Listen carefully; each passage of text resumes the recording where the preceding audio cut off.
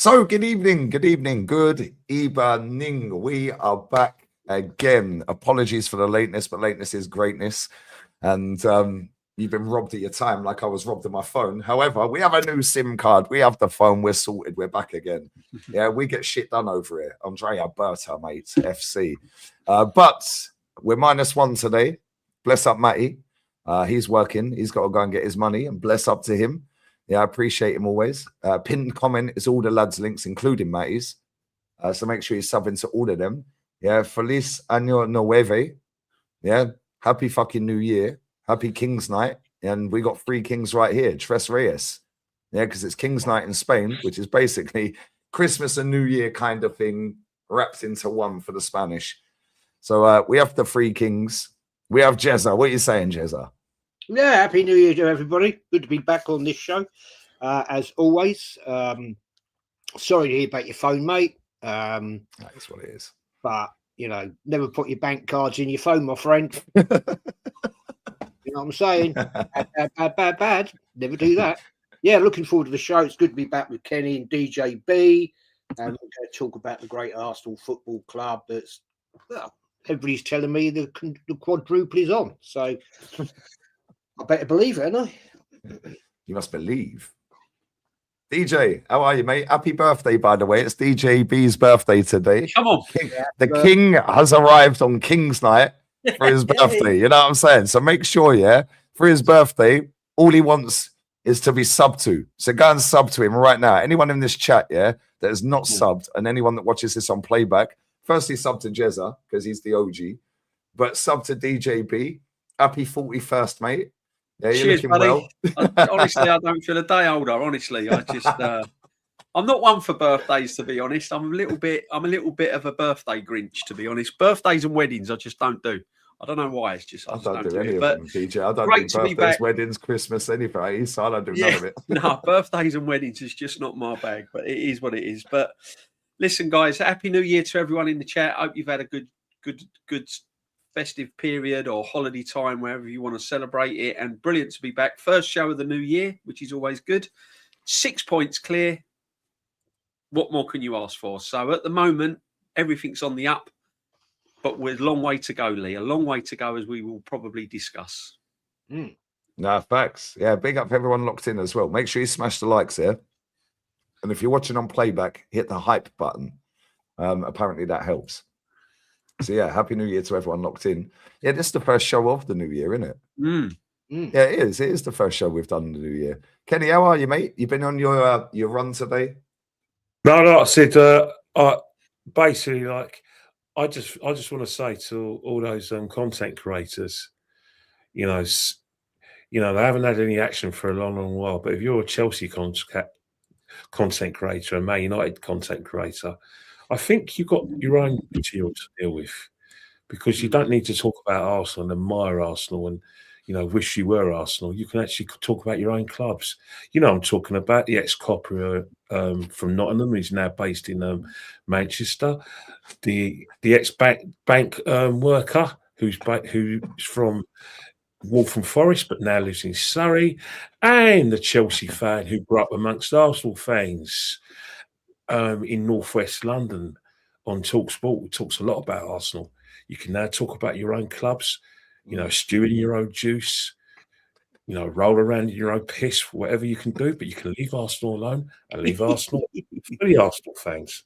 Exactly. Bye. I'm surprised the ex-banker hasn't done a video saying robbed Lee Barca. They love a robbed video, don't they? Where's the PGMOL when we need them? Yeah. You know what I'm saying? Yeah.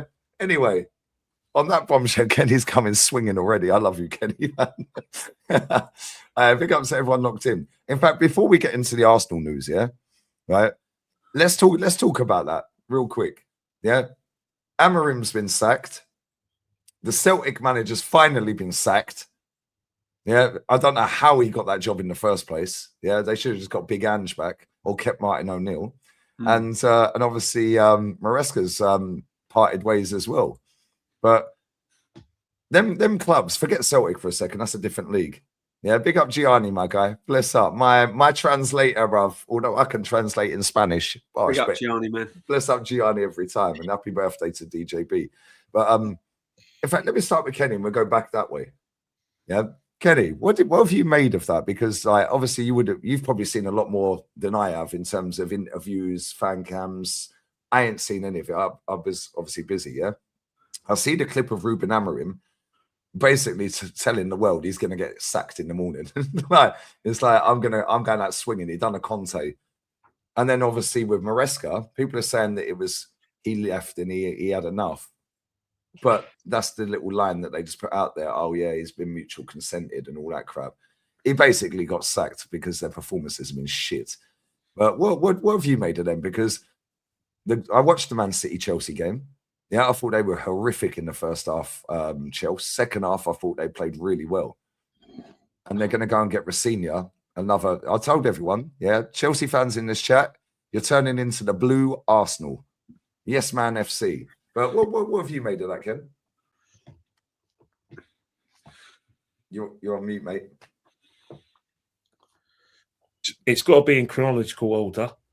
You know, the Chelsea game, you know, the writing was on the wall. We didn't come out for the press conference or the interviews after the Bournemouth game.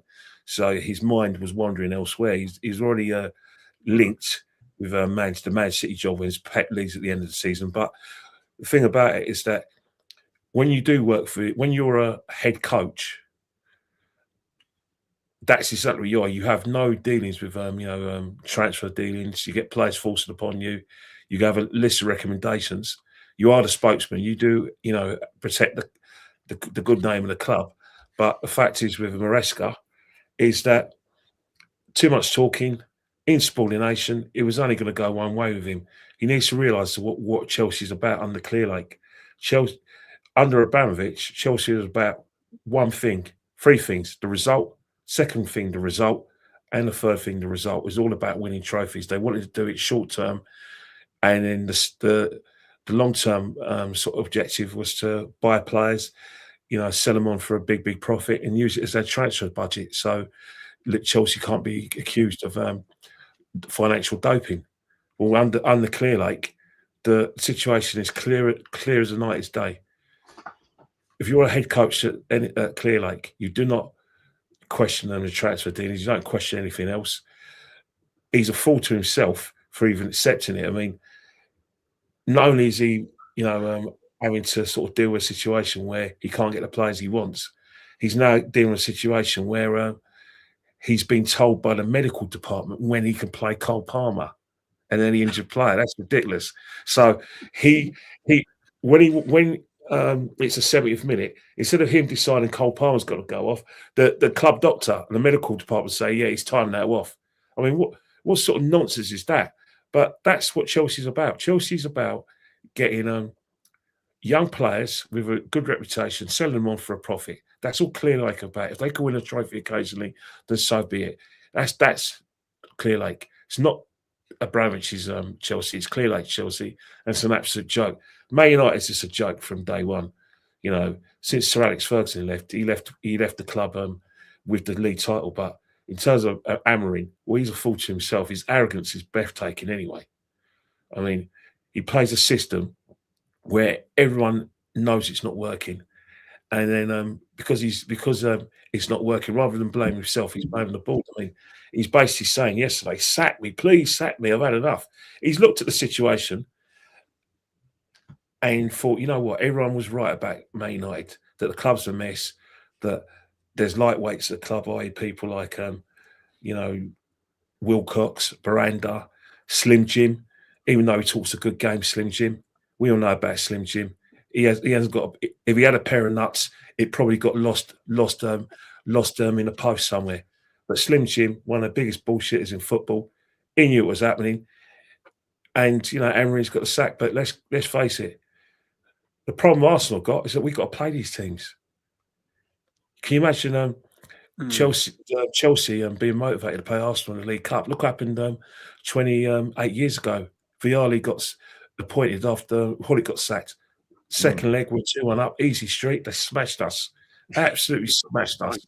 So expect Chelsea under Rossinior because his dad taught me how to pronounce his name because I worked with Leroy, and I asked Leroy, I said, "How do you pronounce your son's name?" He went, "Your surname." Went, "Well, it's not Rossini, it's not Rossenia, it's Rossenior." So Liam Rossenior, when he takes over, he's going to get him working. But all I can say, to these content creators, enjoy and leave Arsenal alone. Leave Arsenal alone. On that bombshell, DJ, what have you made of that? Like, because Man United have been a fucking mess for a long time. Yeah, obviously we've all seen them fucking ruin us at times. So when they had Fergie, yeah, and Chelsea will probably fucking go on and fucking scam a Champions League this season because that's what they do, isn't it? Like, scam a trophy out of nowhere. But the fact that both of them managers stayed in that job for as long as they did, for me, the Man United manager should have been sacked as soon as he lost that cup final with Spurs. Yeah, you got Jim coming out saying, "Oh, I've got to give him 3 years." Well, how's that worked out, mate? Compulsive bullshit. Yeah, the broke billionaire. Yeah, and then Chelsea. This is what Chelsea do. That's why they keep winning, isn't it? Standards, Lee. That's what it is. It's one word: standards. And Chelsea now are trying to get back to the glory days when Abramovich had them and he was going through managers and winning trophies. It looks like they're going down the line of blooding young managers where they're going to learn on the job and gain experience. They're going to try and go down that route rather than get their hands burnt and pay out a lot of money for experienced managers and it fails. So I think they're just going down the route of we'll bat safe and hopefully we'll get the right young manager in that's going to hit the ground running. Rossinior, as Kenny would call him, is going to be a project. Chelsea fans are going to have to be patient. But as soon as the Chelsea manager's head was turned on City and he was talking to other clubs and everything else, then the writing was on the wall, really. Has he done an horrific job? Club World Cup, he won the conference, he's won trophies. He looks like he would have probably got him in the top 4 this season. So I don't think it would have been a bad year for Chelsea, really. I always said that Chelsea would be a lot stronger next year. I think if he got through this year qualifying for the Champions League, I think Chelsea would have been one to watch next year. But he ain't going to get that opportunity. As I said, the writing's on the wall. Once you start, then your heads turn and you start saying things and whatever.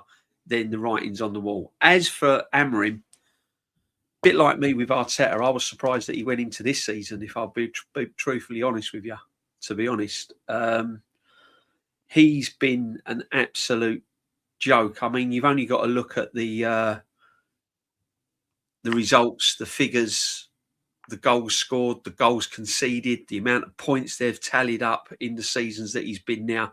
It's been awful. It's been absolutely awful. I think the problem is with Man United, they've never really got over to Ferguson, if I'm going to be truthfully honest with you. I know it's a long way to go back, but they've never really recovered from it. When you look at it, it's just been a downward spiral from Fergie leaving the football club.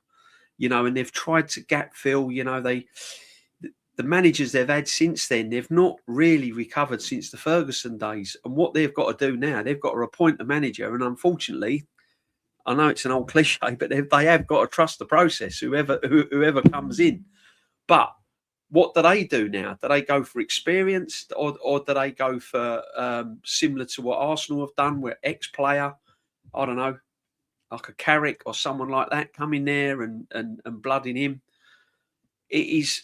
When you're talking Man United, you're talking an absolute huge football club in world football. And he had to go. I mean, he did have to go. I mean, what he come out with yesterday, I think he knew that he knew his days were numbered anyway. Results started to go wrong again. And what he was coming out with yesterday when he said about, I'm here as the manager, not as a coach. That's my job. He was basically doing a kind of Conte, really, when he was kind of like, writing his own sacking note, really. So, yeah, no, the writing was on the wall as soon as he comes out with that in the press conference. But that's not only, he's come out with all sorts in the press conference, Amorim. But, yeah, he was going to go eventually, and Man United have done what big clubs should do. If it's not right and it doesn't fit, you got to move on. There's no process. There's no phases. We'll move on. We'll move on. And this is what both big clubs should be doing. But it'd be interesting their next appointment. It really will. But with Chelsea, I think he's with Maresca. I don't know. I mean, looking at the current crop of managers, was he doing an absolute awful job in managerial terms? I wouldn't say he was doing an awful job. I wouldn't say he was probably one of, doing a brilliant job, but he wasn't doing an awful job. But again, there was something back in the boardroom there. But yeah, we'll wait and see. We'll wait and see. I'm a bit like Kenny. I always worry when new managers come to a football club like Chelsea and Man United, the reaction they're going to give you. And we've got a plan. We've got Man United at home, and then we've got Chelsea, as you said, in the Carabao Cup. So it's typical, isn't it? They get rid of their managers, they get new managers, and who's next up? The Arsenal. So we'll just have to wait and see. We'll have to wait and see. No, true. No, it's a madness. It's a madness. Jezza, you've been waiting patiently. What have you made of all of this, mate? Because Man United is a deep rivalry with us as Arsenal fans. Yeah, and they have been shit for a long time since Fergie left, but they still keep nicking trophies or getting finals. Obviously, that manager didn't nick a trophy, but he got in final, and they got embarrassed by Tottenham. With Chelsea, since they had that Abramovich era, they just scam trophies. Yeah, that club fucking wind me up. I can't like Chelsea piss me off. They do. They just piss me off because no matter how shit they are, they nick a trophy. Same with United, to be fair though. But we're in a better position league-wise, and a better position in terms of our hierarchy down to the manager, the staff, and all of that stuff. But the thing is, both of them clubs have got a fuck ton of money. Yeah, and eventually, at some point, you'd think they'll probably get it right. But what do you make of it? I don't know. Well, I think Arsenal got a fuck ton of money as well with what we've spent. Let's be fair. It's interesting though, right? Piss the board off, you get sacked. Amorian pissed the board off. The Chelsea manager pissed the board off, and he gets binned. So we've still got Arteta because he's a get-along gang with the board. That's the thing. That is the thing. Although I'm not convinced that will be this year if he doesn't do something drastically good and win something big, then he will be gone. That's my belief. But the thing is, Mourinho is available. He could go back to Chelsea. Is he been sacked? I thought he was Benfica manager. I thought he was available. Oh yeah, he's available. He's available. Oh, everyone's available at the right price. Exactly, that's what I'm saying. You know, he could go back to Chelsea, or we could go back to Man United, or that didn't work out so very well, did it? But I agree. You say that. Sorry to cut over you. Yeah, I'm sorry to cut over you. Yeah, he's the first manager in their history to win a European trophy in his first season as Man United manager. Oh, he did. Yes, you are right. You are correct. He won the League Cup as well, but he's the first manager. He won the Europa League. Helps when you got fucking Zlatan up front, doesn't it? But sorry, Jessa. No, you're right. No, yeah, I've forgotten about that. But that's because I don't take a lot of interest in Man United, to be honest. But at the end of the day, I'm surprised Amorium lasted as long as he did. Be quite truthful. Shocking season last year. But they obviously stayed and wanted to be faithful and see where he was going to go. End of the day, he pissed the board off and they got rid of him. And that's football. And we've seen that at Arsenal to a point, right, with Jules Graham, pissed the board off, got sacked for different reasons. But the fact is now we're going to see a different Man United, I think. Not this year, maybe not next year. But they'll invest and they'll get somebody in. They're the biggest club in world football. I may say you may disagree with me in that, but they've got the biggest fan base around the world. Wherever you go, you see Man United. You see Man United shirts. You don't see Arsenal shirts. You'll see Barcelona, Real Madrid, PSG. But Man United are massive. They are massive. And I think it's going to be an interesting time now because right now we're sitting pretty, Arsenal. I mean, we're sitting top of the league, the Champions League. But I'm not going to get carried away. At no point have I ever seen a team win from set piece goals and own goals. And this is the debate I was having with Positive Dan. Right, we won 2 games on the bounce with an own goal. That's not sustainable. But at the moment, we've got to be positive. We've got to say, well done. Everything's going, looking good. I mean, I thoroughly enjoyed that game the other day. I said to my fan game, that was proper English football. No ponce about. It was end to end, good to watch. Thoroughly enjoyed it. But the fact of the matter is, still a long way to go, guys. Still a long way to go. I'm not going to get carried away about talking about quadruples because no team's ever done it, right? No team's ever done that in the English league. So I'm sorry, I'm not going to fall down that rabbit hole. But before I round it up, I think this is hilarious, right? That Goldbridge fella nicked my triangle saying. Tell him, Jezza. Tell him. Get him. Get him. Get that bastard. Get him. Get him, Jez. Do him. He nicked my. I came up with that, right? And that piece of shit nicked it, and he got all the credit for it. Copyrights, Jez. Do him for it. I should have done copyright. Hey, with royalties on the streams. Get him, Jezza. Yeah, get him. Yeah, that guy does that all the time, by the way, but because he's got millions of followers, people go, oh, shit, more people see it, so they think it's him that said it. Yeah, the real ones know, mate. Can I just say something? I'll be gutted if Zidane goes to Man United because it's the one manager I want at Arsenal. I'll be absolutely gutted if Zidane goes Man United. He ain't going there, DJ. Please He's don't. not going, DJ. Please don't. They'll end up with fucking Southgate. I don't care what they end up with. I just don't want Zidane at Man United, and because you know what'll happen. It'll just no. There's only one thing though, guys. It does show that Goldbridge must watch my channel. Yeah, or seen the clips, of you doing the rounds with that, You know, Jez, just to cut in, I think when it comes to social media, everyone's like on show. Even the guests are on show. Everyone knows everyone in this field. Yeah. People don't want to admit it, but ultimately we all know. Everyone knows each other, and they know everyone's saying. So the club know who we all are, and I'm sure a guy like Brent Di Cesare, who's got 3 channels. Of course, he's going to watch that. He's got like 5, and that's not his real surname either. But yeah, we'll talk about that another day. Even so, Di Cesare, if you've got that many sort of like channels or like I said handles, you're surely going to be doing your due diligence. If you're not doing it, someone else will be doing it on your behalf. So yeah, facts. Facts. 100%. You don't earn what he's earning, and good luck to that. Good luck to that because he's doing fantastically well. I mean, he's got something. Oh, he's earning a fuck ton of money. Good luck to him. I don't watch him, but if you've got 3 successful channels, someone will watch. People watch you, and I know factually that the Man United players watch him. So the guy's doing well. Yeah. No, fair play to him. Well, listen, somebody else who's doing well that I actually like. That is just raided. Big up Jamal, aka Saeed TV. Yeah. Saeed TV. I'm absolutely devastated you sacked that manager today. I can't lie. I'm fucking seething. They've got rid of it. I'm worried now. Yeah, just what I'm saying. If Man United get it right, they're a problem because they've got the money.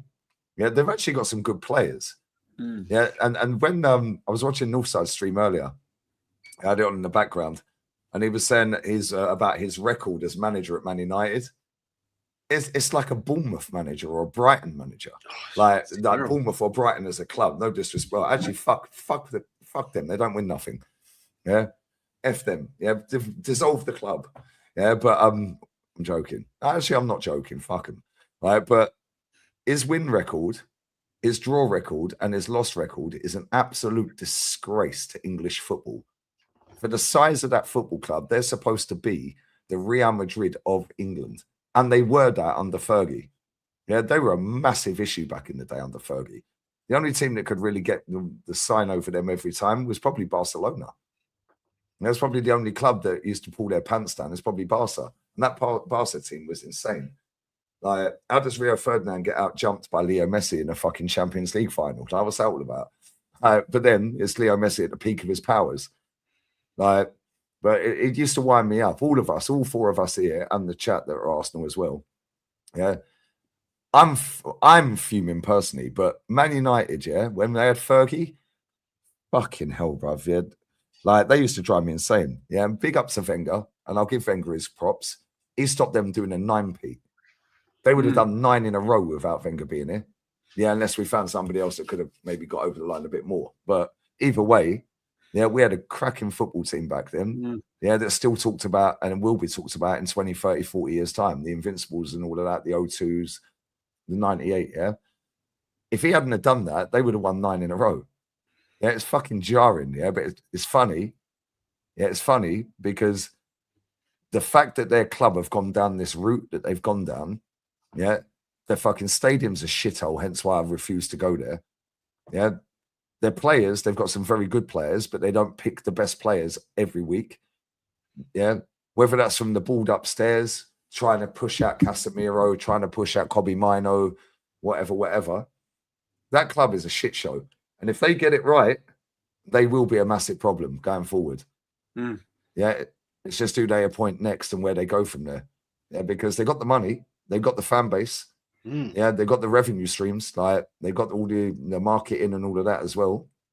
Yeah, everywhere they go, it's Man United, like you guys said. If they actually get it right on the pitch, yeah, they're a massive problem to us again, and to Man City, and to everyone else. So I don't know who they're going to get. Who do you think they're going to get, Kenny? Unfortunately, with Man United, they got to evolve. They've got to work this. The only way a good manager is going to go to Man United is if there's a team that they believe is capable of winning the league in the Champions League, and that will be so. A top class manager will only, like take the credit for someone else's hard work, because I can't see a top class manager go to Man United under these circumstances. All right, he's going to have Sir Alex Ferguson in the background, where Sir Alex Ferguson basically has no influence whatsoever. But to be honest, for a top manager like Man United, they got to do what Man City and Chelsea did. Man City did under saw what Chelsea did under Abramovich. They got to start from top to bottom. They got to get their youth set up. Like I said, to be amongst one of the best in the world, like Chelsea's reportedly are, and Man City's reportedly are as well. And then they've got to work on the facilities, the training grounds, and then from there on, get everyone playing the same way. And then once they do that, once they have some sort of stability, then they can be ambitious. But they've got to start winning things on a regular basis and evolve. Because right now, the sort of managers that will go in there will be people like Glasner. Now, got no beef with Glasner, but Glasner's playing a very, very sly game. I mean, not signing your contract, and that's we haven't seen that one before, have we? Don't sign your contract. So any club that wants you doesn't have to pay compensation fee. You can't be put on gardening leave. You can go as you please. I mean, Jesus Christ. I wish I thought of that, mate. You know what I mean? Exactly. But the sort of managers that Man United are going to get, they're going to stick with Darren Fletcher. And if Darren Fletcher, does well, wins a few games, I think don't be surprised if they do what they did with Solskjaer, where they basically said, right, give you a couple of years, and then Darren Fletcher will probably keep the seat warm for someone else. So basically, he'll get the foundations right, win a few games, get him playing football, and then they'll find a problem with him, and then that's when the big man will come in. But I do think that they'll go for a safe pair of hands. So they go for Southgate. That's a joke. That's an absolutely sick joke. I actually think he'd do all right, Kenny. Yeah, but the problem with Southgate is that the guy Ashton's not there. Because remember Slim Jim got rid of Ashton, because Ashton said go for Southgate and be happy with 8. Slim Jim doesn't want that. Slim Jim believes that Man United's the club he supported as a boy. The Man United that were after big trophies after the league. So if Slim Jim's not going to make that mistake and go for Southgate, because that's why he sacked Ashton for basically being realistic and lowering down the ambitions. So it's up to Slim Jim now. But I think Man United will probably, if they were using their brains, keep Fletcher, give him a year or two, and then get some stability. But they won't. They'll go and make a mistake, employ someone, realise that person's not good enough, and then what will happen? They got to start that process again. That's the problem, Man United. Hindsight is 2020, but the biggest mistake they made in 21 was forcing Solskjaer to buy Ronaldo. Now, you know how much I love CR7. I think he's the best player in the world. That's up for debate. Kenny's had a biblical stinker with this one. We argue all the time, don't we, Ken? But the fact is, they only got CR7 because they didn't want Man City to go to get him. So they got him, but that was actually a mistake because getting CR7, that's kind of basically stunts the progress of Fernandes, stunts the progress of Greenwood. At the time, we didn't know that Greenwood's a pork chop, although we suspected. Then it stunts Rashford and all the other players coming through because they got to now sacrifice their attacking game to accommodate CR7. So when the results start coming, they get rid of Solskjaer, and then they get, they didn't listen to Ragnick when he made so many recommendations. He gave him a list of players to sign, and most of those players now play for either Man City or Arsenal. So I didn't listen to him, and he talks about he said open heart surgery. Well, 4 years down the line, there's no open heart surgery. So I think Darren Fletcher, the job is if he gets some good results and get them playing good football. Yeah, because their fan base do what they did with Ollie. Yeah, they go, and then you get Rio coming out being a cheerleader. Give him what he wants. You remember that one? Yeah, sign him up. The thing with Rio, if Rio really, really had a pair of nuts, just the way I look at it is that I respect Gary Neville more than I do Rio Ferdinand and Jamie Carragher. Because even though he went to Valencia, at least he put his nuts on the table. Have you seen Rio put his nuts on the table? Have you seen Jamie Carragher's nuts lately? I haven't seen his nuts. The only time he put his nuts on the table was when he saved when he made that last ditch tackle save in the Champions League final in 2005 when they won it. That's the last time I saw his nuts. I haven't seen his nuts since then because he's in the Sky TV sort of studio slagging off Aaron, Slot, Salah. I mean, it's all good to talk a good game, but if I see your nuts on the table, I respect you. He's lucky he's got a job anyway. But let's say about the here's what it is. Let me grab these super chats real quick, and then we'll get on to the Arsenal talk. Big up Said and everyone who raided from Said's channel, by the way. Yeah, make sure you sub to DJ B. It's his birthday today. Big up, everyone. Link is pinned. The Arsenal Huddle. Make sure you sub to Jezza. Jez is Arsenal. Make sure you follow Kenny Ken. How do I fucking do this? Kenny Ken. Yeah, 1972 on Instagram. Make sure you sub to Matty as well. Pin comment. It's the one from Static in the chat. Yeah. Bless up to everyone locked in. It's been ours to lose for the last 4 years. Big up Chaitanya. That is very true, my friend. That is true. I hope you're good, man. Happy New Year as well. Big up to Night O Lightning. Happy birthday, DJ B. Lee, if you lose it, know which you will, like you always do, this history on the Arsenal when they're in for glorious cooking.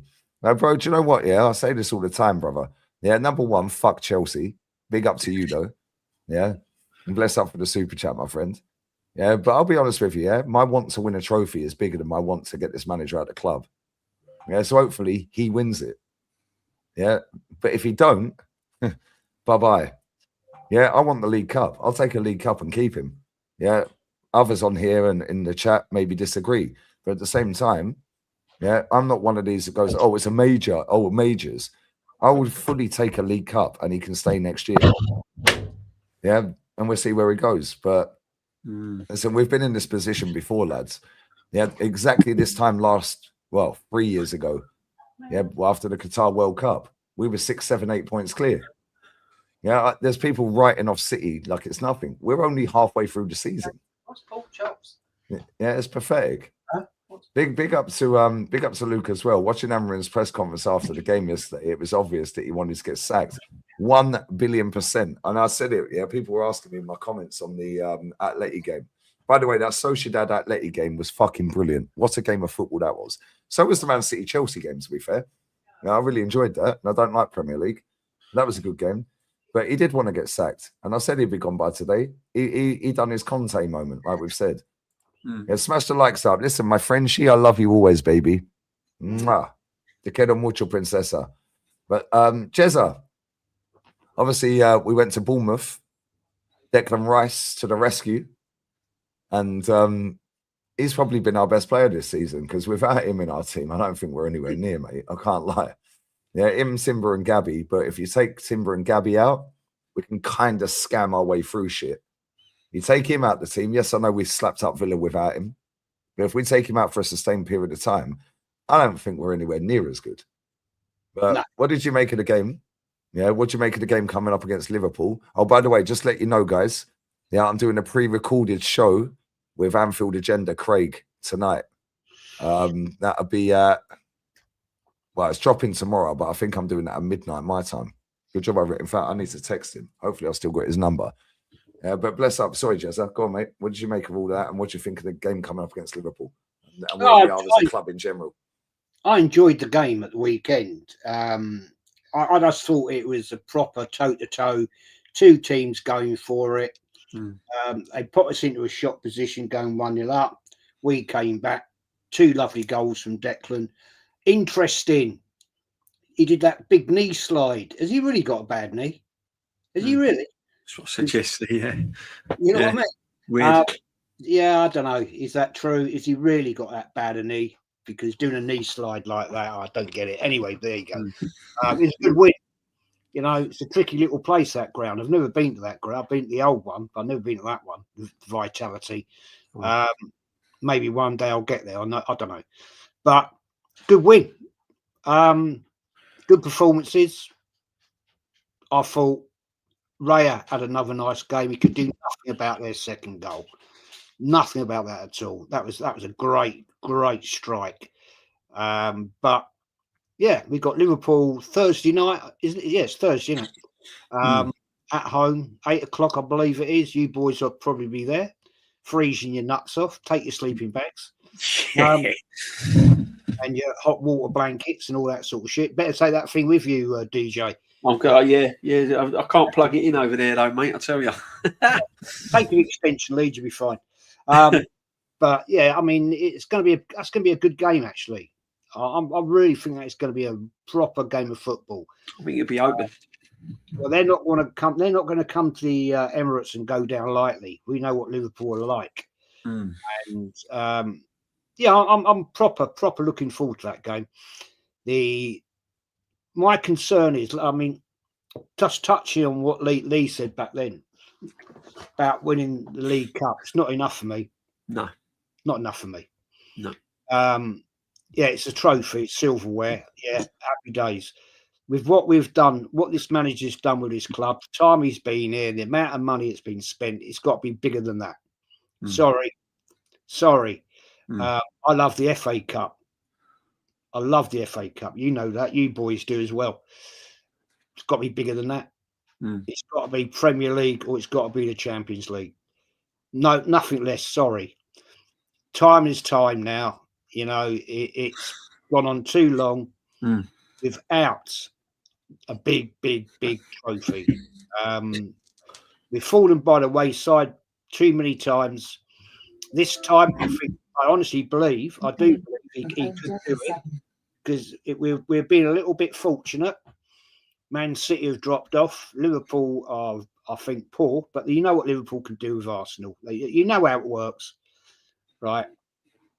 And Man United are out the game. Chelsea, Aston Villa could be naughty boys, but sorry, League Cup, much as I love the FA Cup, it's got to be bigger.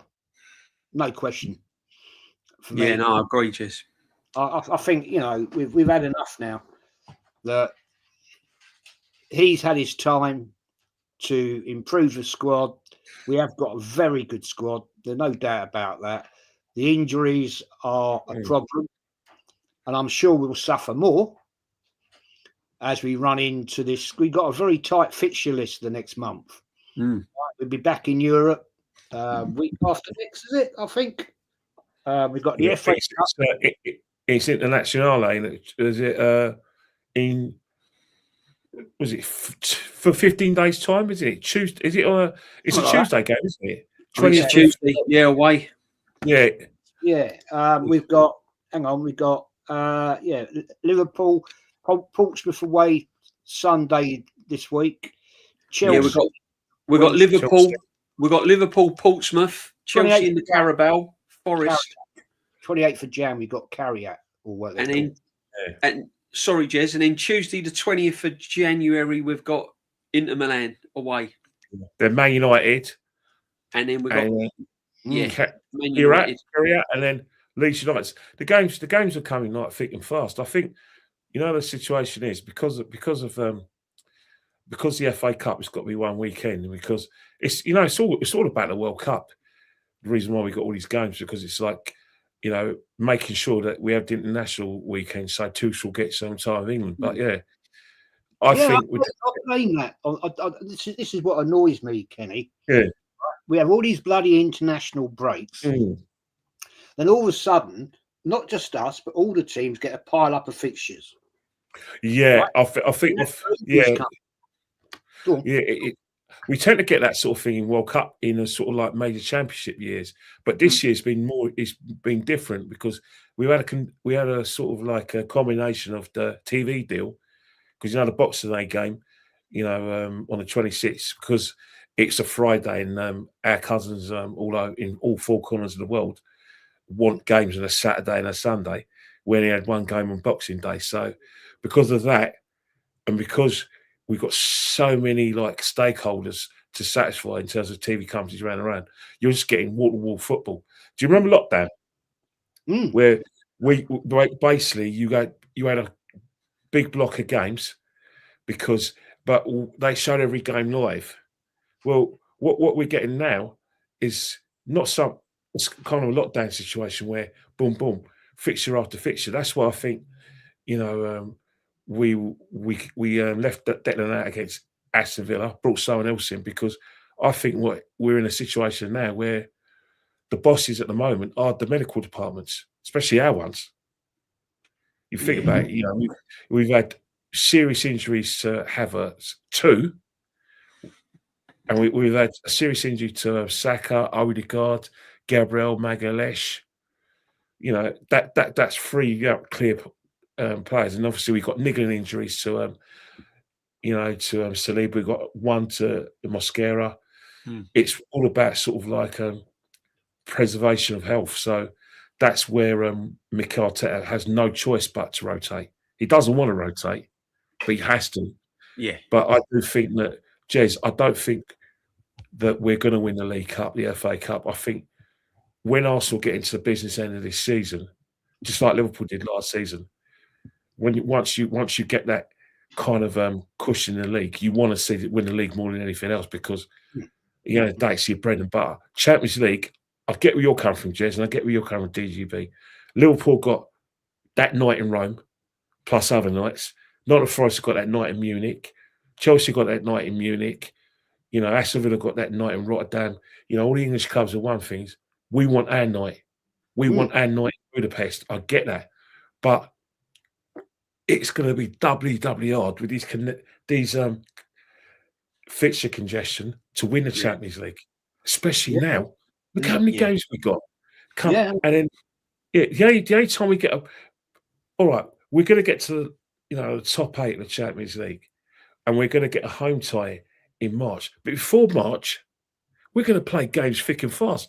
We're going to beat Portsmouth. So we're definitely going to get a game in the 4th round. So whether it's home and away, it's on the weekend of the 14th, 15th, and 16th. We're going to have a game. We're going to have a FA Cup game. Then after that FA Cup game, we got Tottenham. Then after, big game, and after Tottenham, it's Chelsea, and then afterwards, up until like the international break, 31st, we're going to have 2. We're going to have home leg and an away leg in the Champions League, and hopefully, if we beat Chelsea, we got a League Cup final. That's too many games, mate. Yeah, it's crazy. I mean, the everyone only in good. this, yeah, Go on, mate. I mean, the only everyone- good thing. oh, Sorry, mate. But yeah, I was just going to say before I interrupt you. I mean, the only good thing about the Champions League, we're in a position now to go to Inter and rotate and rest key players because we've qualified. Carry out, we can just play whoever. His job's done. At Portsmouth, we have got a lot of cup games during the January period where we can rest key players and rotate. That's which may help us in the league in the league. So I mean, I don't know what you think about that, Kenny, but definitely Champions League now. We've earned the right now to rest players, I believe. We're at a show with that. There's no doubt about it, DJB, that we have to take that in consideration because on the basis of that, the games are coming thick and fast. I mean, he's saying that he hasn't played Eze in the last 4 league games because Eze's played the most minutes of everyone else. So as much as you want to take that with a pinch of salt and probably see if there's any bells on your shoes, if he is to be believed, then that's the first time he's actually talked about player preservation and health. But it is one of those things that I still think that Arsenal should win the league. I think if Arsenal beat Liverpool and Man City keep dropping points, especially going into March, we're going to have to admit, especially if we're about 7 or 8 points ahead, that we are 100% favourites for this league because as much as we've got 18 games left, by the time you get to March, time's running out, games are running out. Yeah, it's going to be too. It's going to be too many. It's going to be 2 lesser games for Arsenal to F it up because even if we do drop points, we're still going to have that cushion. But we don't want to be dropping points now because if we drop points and have a bad February, that could see us, like I said, probably be second favourites of the league. So we just got to keep on winning, grinding out the results. Except if we're it's definitely in our hands. It's definitely in our hands. It's our league to lose. I mean, you look at our home fixtures. I mean, I went through the home fixtures the other day, and I can't see us really. There's no excuses now not to win our remaining home fixtures. We've got a couple of tricky away ones. We've got Leeds away, which is tricky. We have got a couple of tricky away games, but there's no excuses. I think we should beat Liverpool if we put our mind to it on Thursday. I know Liverpool are going to come there. They're going to come there and want to scalp. Let's be honest. No matter how bad Liverpool are playing, they know this is a big game. Is Ekitike going to be fit? I think he is. I think Ekitike could be fit. This is a big game, and you know what it's like, boys, when Liverpool come to the Emirates, when they used to come to Highbury. To them, that's a big game, and if they win that game and perform in that game on Thursday, that could kickstart their season.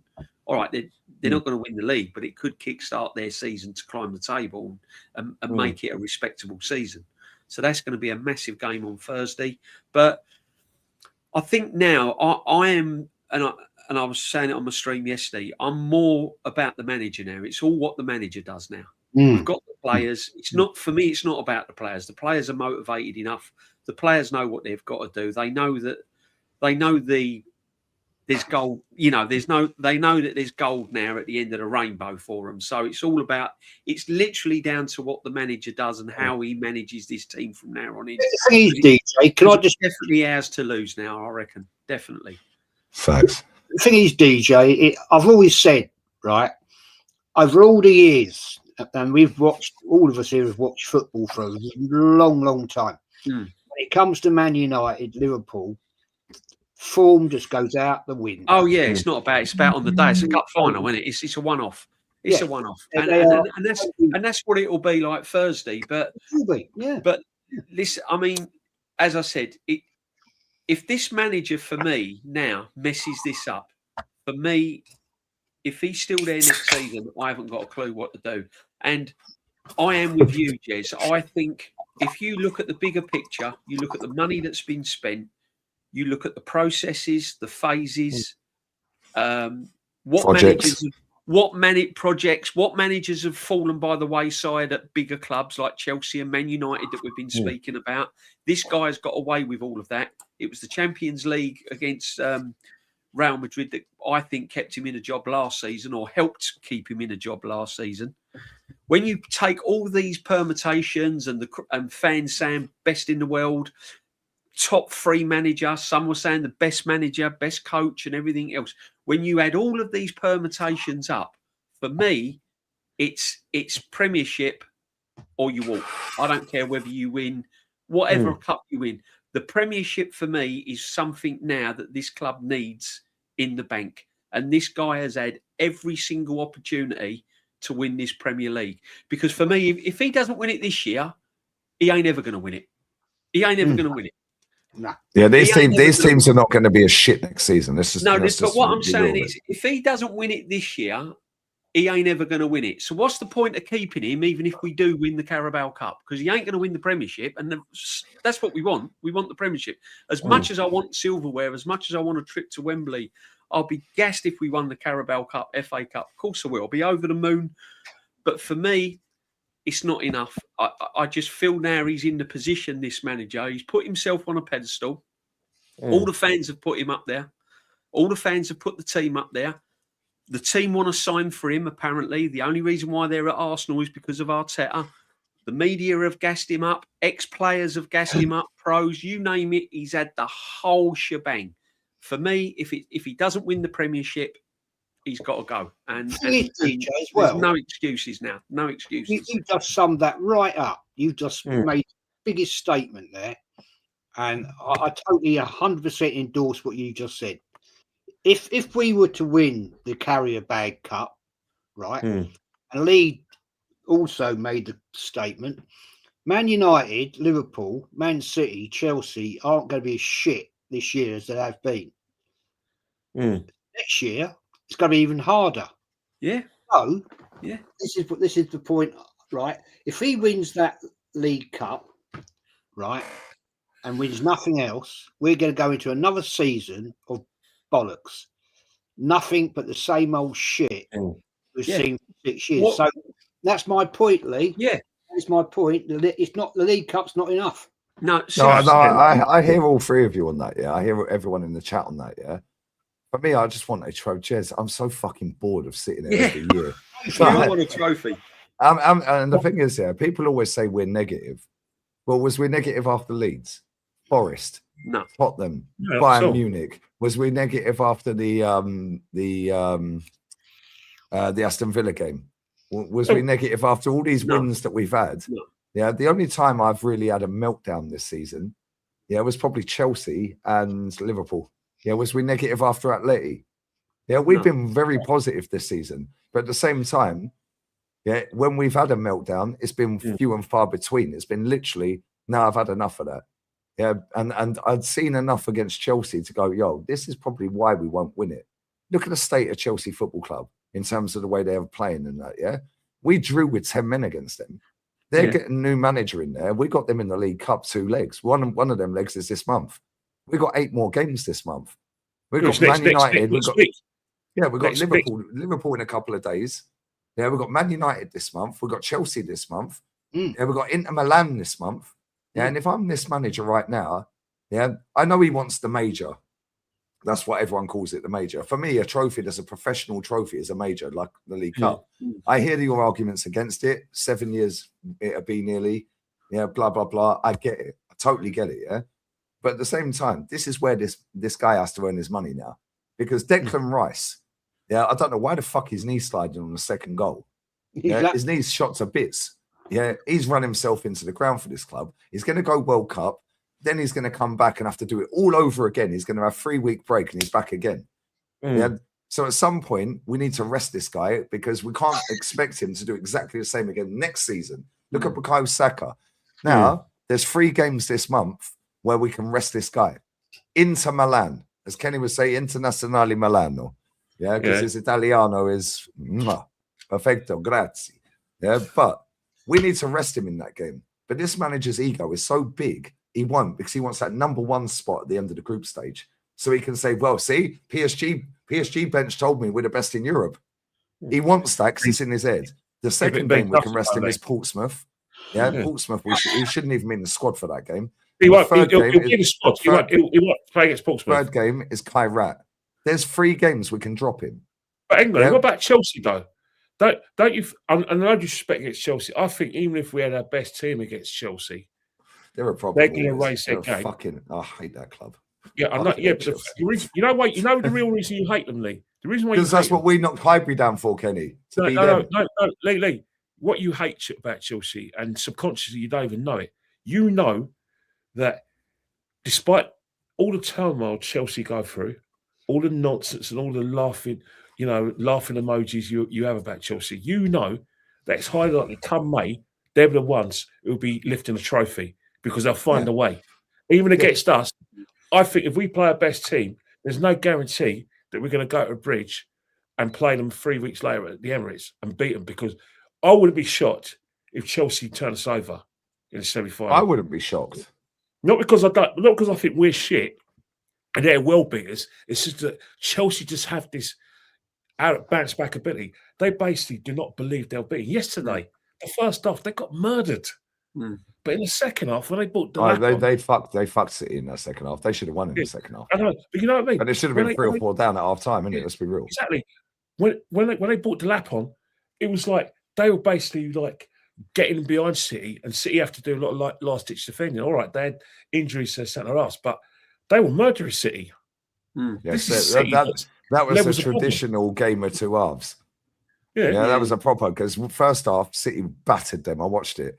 Yeah, they should. Haaland, if he scored that goal, that would have been out of this world. It hit the post. What a goal that would have been.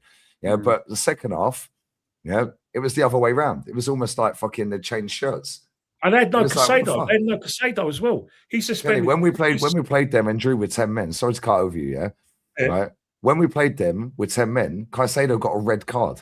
He was the one that got a red card. Yeah, and we drew with them. The first leg's at the bridge, right? Yeah. No Caicedo in that first leg. He's suspended. It wouldn't make a bit of difference. So it don't make a fucking difference. And that's what I'm saying, yeah? Declan has to play that game. Yeah, but we have to manage our team. Where the fuck is Eze? Where's Ethan? Eze is going to be playing against Portsmouth and those games against Chelsea. That's a guarantee. 60 million for that guy. By the way, and big up to Declan O'Sullivan as well. Happy birthday to you, my friend. Yeah, hey, birthday, Declan. You share a birthday with DJB. Yeah, it's his birthday today. You must be a top man, Declan. That's all I can say. Yeah, come on. DJ's 41 today, mate. Like, but no, you know what though? Lads. Can I just make a point? There's going to come a stage where Arteta now, because when we're as the season's coming to the back, like when it gets to sort of February, March time, there's going to be a stage where the manager now is going to get his priorities right, and I think he's going to go all out to win the Premiership. If he's in touching distance of that Premier League, cups are going to go by the wayside. He won't care about 2 legs against Chelsea. I don't think he's on his radar, guys. I think he's going all out for this Premiership because I think he knows deep down. He should do. Yeah, exactly. But I think he knows deep down that if he doesn't win the Premiership, now Berta's in place, I think he knows deep down that his job could be on the line. It could be his last season at Arsenal if he doesn't win that Premiership. And I personally think he knows that. I think that's what he's been told. And I think he's going to come to the stage where you will see massive rotations in FA Cups. Don't be surprised, Carabao Cup semi-final. He's going to play. He's at the bridge. I don't think you'll see many of the first team players there as well. He fucking better, because I'll be honest with you, DJ. It's his priority, Lee. I want to be proven wrong, but I don't think he will. I don't think that's his priority. It needs to be the priority, because he needs to win a fucking trophy, and these 100%. players collectively need to win a trophy, because then it gives them an extra boost where they'll go, yo, we can actually get over the line. Because I still think he thinks he can win the Champions League as well. I still think he thinks that he can win the Champions League, and I think that's on his mind as well. We can, though. He's right. We can win the Champions League. He can win the Champions League, but the thing is that he's got to remember one thing more than happy birthday, Joe, as well, by the way. It's a big ask. It's everyone's birthday. It's a big ask physically for us to do that, don't you? Because you and I know that as much as he will like to manage his squad, he's still going to play like what I call the spine of his side. I just see certain teams in Europe. I'm convinced that PSG and Bayern Munich are going to be a falling our size. And I think, and that sounds really perverse, because at first I thought, yeah, you know, Chelsea, because of their flukiness, might get that further. But one thing is, can you imagine if Liverpool got Salah back and Salah came back and looking like $1 million? Because they do miss him. Going to straight, they're not going to win the league. And they somehow get into the latter stages. If they buy in January, you couldn't rule them out of winning the Champions League, because it's not how you start, it's how you finish. And I repeat, last year PSG scraped through into the playoffs, but when it got to the business end of the season, i.e. the last 16, they smashed everyone. And I know people say we only lost 3-1 in aggregate, but come on, after we had our kind of dominance in the first 25 minutes. After that, PSG actually ruined us. They toyed with us. Yeah. And they beat us pretty easily. No, I just think that he has to win that Premiership. He's got to win the Premiership. But I as I said, me personally, I want the Champions League. But I don't know. I think we'll just fall short. I was confident that we could win that, but I don't know. Now where we are in the Premier League, I'm going to put myself out there. I'm going to put myself out there for criticism, and I hope everyone can say what they like, and they can abuse me if I want, because I've got thick skin and I've got broad shoulders. One thing I will say is that I think this club needs the Premiership more than the Champions League. Yeah, because I do think after what we've been through in the last few years, the Champions League is a very good distraction. But let's face it, the way we've built ourselves up, the way we talk about how we've got the best XG, we've got the best defensive partnership over the last few years, we concede the less goals, you know, we've got the most chances created, you know, the most shots and goal and everything. You've got to win the league. If you've got all these champions, if you've got all these stats in your favour, then you have to win the league. As far as I'm concerned, that's proof again that these stats are a load of bollocks. Well, they are BS. But if these stats to be believed, then and you're going by all these sort of like, you know, mathematical probabilities, then you have to win the league. Because if you've got the best defence and the best this and that, then surely you've got to be champions. Yeah, but Kenny, that's all well and good, yeah. But the best defence ain't won the league for how long? Yeah, it's always the team that scores the most goals. We're tracking about 70 goals. Yeah, 69, 70 goals. There's only 14 teams. Last season. But Liverpool was stingy last season. Yeah, but only 14. Okay, we scored 69 goals last season, yeah? We're on course for about 69, 70 goals this season. There's only 4 teams ever in the Premier League that have won the league with scoring less than 69 goals. We were one of them in 98. Yeah, Man United, ironically, mad. He had the 08 team, which was insane. Yeah, I think Blackburn, and I think the other one was Leicester. Yeah, that's right. So unless you score 80, 90 plus goal, 80 odd goals, or high 70s goals, we're not going to win it, no matter how good our defense is. I think those days are over now, because I think, you know, we look at the Liverpool teams and Man City teams, but Man City probably the only team in the league who are capable of doing that. Teams are so well drilled defensively, and you know, basically the inverted winger is killed the centre forward. I mean, we got a striker at Arsenal, and I'm not digging him out, but I've learned something about football, because apparently I don't know anything about football, because the guy that's meant to be our talisman and who's meant to be our Ian Rush, right now he's turned to Emil Heskey. I thought we were getting Ian Rush the way we talk about Gyökeres. Right now, the way they talk about Gyökeres, he brings someone into space. You know what we brought him for, Kenny. I'm sorry, we brought him to score goals because we brought him to score goals from what Berta wanted him for. This manager did not want Gyökeres.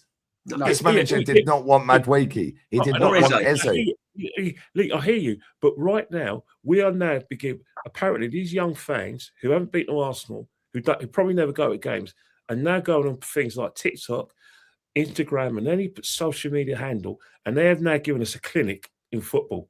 They are telling us that if we can't see what Gyökeres does, then we shouldn't be supporting Arsenal. Don't know, because Gyökeres is basically turned into Emil Heskey, and we should be praising him for that.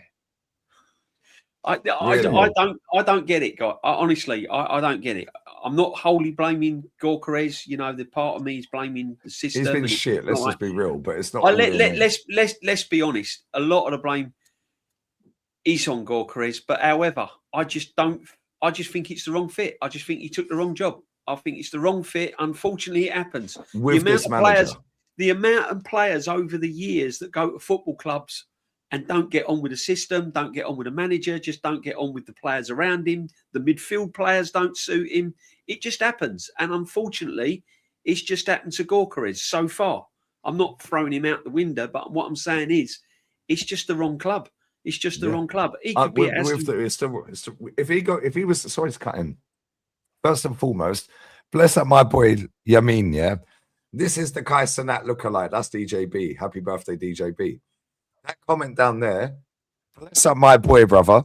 Yeah, and I'll be back to Barca real soon. You're my guy always, brother. I appreciate you, man. Yeah, bless up to you, my guy. Yeah, I appreciate you, brother. Yeah, that he looks identical to Kai Sanat. I'm telling you, we were walking around this club going, yo, it's Kai Sanat. They were like, right, it's Kai Sanat. but no, you're right. You're right, yeah. Because sometimes it's not the right fit. No. Yeah. Look how many times you see a player, like even in the Fergie days or with Arsenal under Wenger. Yeah, a certain player turns up, you're like, this ain't nothing, mate. Look at Diego Forlan. Yeah, flopped. Sabre Veron didn't really do it. Yeah. Didn't really do it. Falcao.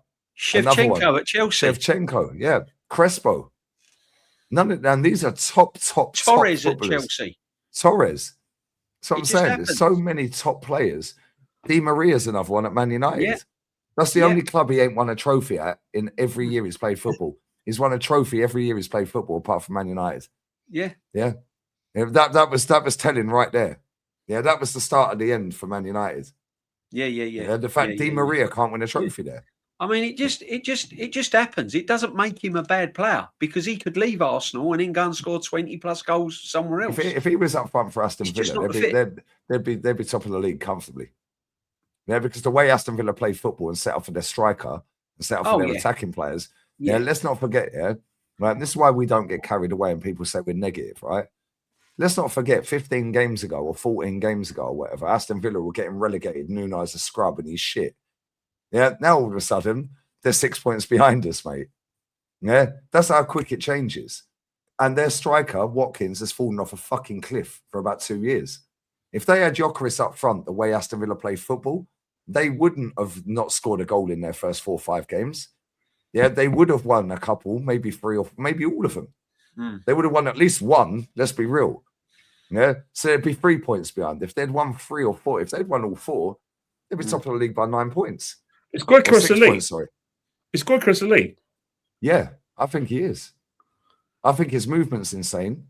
Yeah, I think that for me, Kenny, yeah, I see people sitting there going, oh, but he needs to anticipate that. Cool. Anticipate what? Saka don't first time cross, mate. Yeah. So the one time Saka puts a first time cross across the box, he's expecting Saka to drop back in, yeah, and then cross the ball over the top of floaty one or take a shot. So what's this? He's like, it's all a little. The fact we're top of the league, yeah, credit to all of them. Yeah, but at the same time, if we could fucking just get it, so it's like cross the ball. Yeah, look at the cross Liverpool put in. Yeah, for who was it that scored the goal? Who was it that scored? And the same with Chelsea for Enzo's goal. First time cross. Do that. Our striker bags 35 All right, goals. yesterday, Frimpong put the ball in, put the Frimpong, cross in. that's For, it. First time. For Gakpo, yeah. That's it. Yep. And who put the cross in for Fernandes? I think that was Gusto. I think it was Gusto. I may be wrong. Don't know. All I know is that City had enough warnings. They had enough, like long range punches, which they blocked, but they couldn't block the surprise left hook. Yeah, I said movement insane is wild. No, his movement is very good, bro. Yeah, his movement is insane, bro. I've watched enough of this Gyökeres. Yeah, you don't go. I don't give a fuck what league it is. Yeah, right. He scored a hat trick against Manchester City. Yeah, for Sporting Lisbon. Yeah, this guy scored nearly 100 goals in nearly 100 games. You don't turn into what we're watching overnight like that. I'm sorry, you don't. No, no, no. People, I we agree. can refer to players like I Falcao and agree with Torres and so on and so forth. Yeah, that comes back to the system. Mm. We've shown on this very stream before when Matty was on it. Bless up, Matty. I love you, bruv. Yeah. And we showed the average position of the touches of our striker, whether it's Marino, Jesus, yeah, or Jokeris. They're in centre mid. That's where their average touches are. We're now going to do that with Haaland. Yeah. His average touch map ain't in fucking midfield. It's in the penalty box. Bang. People say he's got no first touch. Yeah, his first touch shit. Yeah, he has got a shit first touch, Jokeris. Yeah, but guess what? His first touch should be a shot. Yeah. Let's be real with it. Nobody crosses to him. It's a bad marriage at the moment, and it really is. It's a sexless marriage, DJ. It's sexless. That's what it is. I agree, though. I'll be honest with you. You don't, and I've said this on my streams. You don't become that bad overnight. I'm sorry. But don't you think it's a bit insane? Don't you think it's a bit insane that you would have that Declan Rice had to come out and praise. Find sort of like superlatives to praise on this guy, and Arteta talks about at the same time. So there's got to be situations where there are concerns. But don't get me wrong, we're winning. As I said in the fan camp, we're winning in spite of Victor. But I just think it's just not enough. If I was Victor right now, I'd be pissed off. But I'm a goal scorer, and I'm having to work my nuts off in midfield to enable other players who are not centre half forwards, inverted wingers mostly, to get, or midfielders like score goals, help them score. He has factually run an average of 2 kilometers more per game at Arsenal than he did at Sporting Lisbon. Work that shit out. Both teams dominate possession. So how the fuck is he doing 2 kilometers per game more? And then people are going, "Oh, he's overweight." No, he ain't. The guy's ripped. No, he's not overweight. He's just not as quick as people thought he was. No, you don't have to be quick. Haaland's not exactly explosively quick. No, it's not. I just think, in terms of Victor, that in the business end of the season, where teams are going to be capped out, I just pray to God that he finds his shooting boots, because there's going to be a time. As much as, Saka's meant to be a natural goal scorer, Martinelli's a natural goal scorer, Odegaard can get the odd goal here and there, although he got his first goal last week. We're going to need more from Victor. That's all I'm saying. We're going to need more from Victor. And that's not down to Victor. That's down to Arteta. He needs to get this guy into situations where our inverted wingers, instead of being their natural selves, i.e. goal scorers, they want to pass, want the glory, feed the beast, mate. Feed the beast. Problem is, Kenny, the way we set up Jez, Kenny, DJ, chat, big up everyone locked in as well. The way we play, our attackers are more defensive and our defenders are more attacking. It's upside down. We showed this the other week. Yeah. Let's be real. Remember the Sunderland game? Do you remember the Sunderland game where Matty had the screenshots that I sent him? Yeah, and we shared them. Yeah. And on an attack against Sunderland, you've got Timber, Gabby, and Saliba in the penalty box, in the Sunderland penalty box. Where the fuck is Declan? Where's our number 10? Yeah. We had Saka and Marino in that game. They were the other two in the box. We had 5 players in the box. 3 of them were 3 of our back 4. So where's our attacking mid? Yeah, where's our Declan? I think it comes down to a point here that what we're seeing here is that Jokeris doesn't fit Arteta's system, and Arteta is not prepared to change his system to accommodate Jokeris. And why is that? Because he didn't want him in the first place. Berta brought the player in. Good choice. As you quite rightly said, players don't go bad overnight.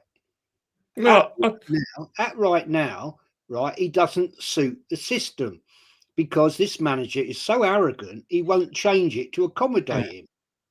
And that, I think, is shameful when you've got a player of his caliber. And yes, he does do one thing, right? With that Rice goal, he dragged about 5 players out of position. Mm. So Rice could slot the That's what first Heskey goal. does. That's what Heskey used to do for Owen and Fowler. But no, it's true. It's not funny. It's true. No, It's it's a Heskey. For Owen and Fowler.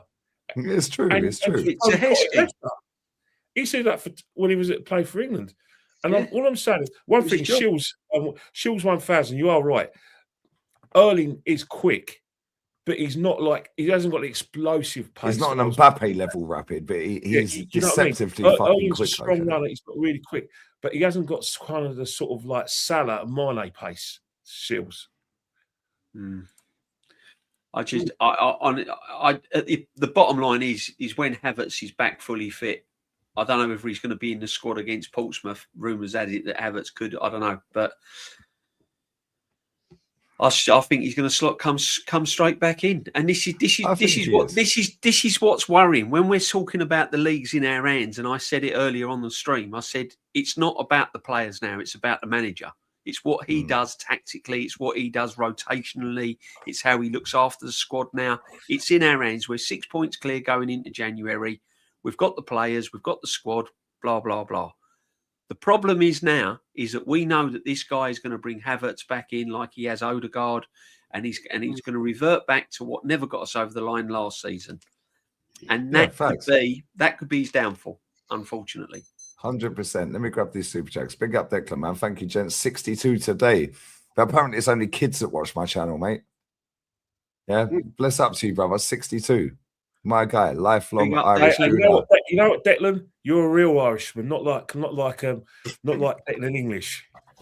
Brady, Liam. The fact that he's just put Brady, I mean, that's just cheered up my birthday, man. Best player I've ever, one of the best players I've ever seen.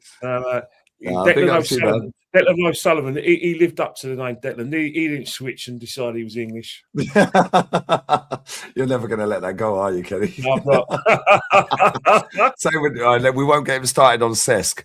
Right, imagine Cesc ends up as Chelsea manager in a year or so. Hey, Here's a question, guys. Here's a question: who's going to play more? Who's going to get more minutes this season, Eze or Wanyeri? Well, it's over because when Eze's played, apparently he's going to World Cup. He's done. We've killed him. I think Eze will go to the World Cup because I do think that coming to the business end of the season, especially in the cup competitions, if we go all the way, in at least one of them, Eze will be very much a prominent figure in those matches because he'll play instead of Odegaard. Well, as long as we don't take Jude Bellingham, mate, we have half a chance. Oh, Jude Bellingham's going. Lee, Jude Bellingham's going to the USA because he's one of those players where, unfortunately, whether we like it or not, if you leave him out, it's the right decision. But if you pick him, it's the right decision. Because when you leave him out, you're thinking, maybe we should have taken him. And then when you bring him in, maybe he divides opinions, Jude Bellingham.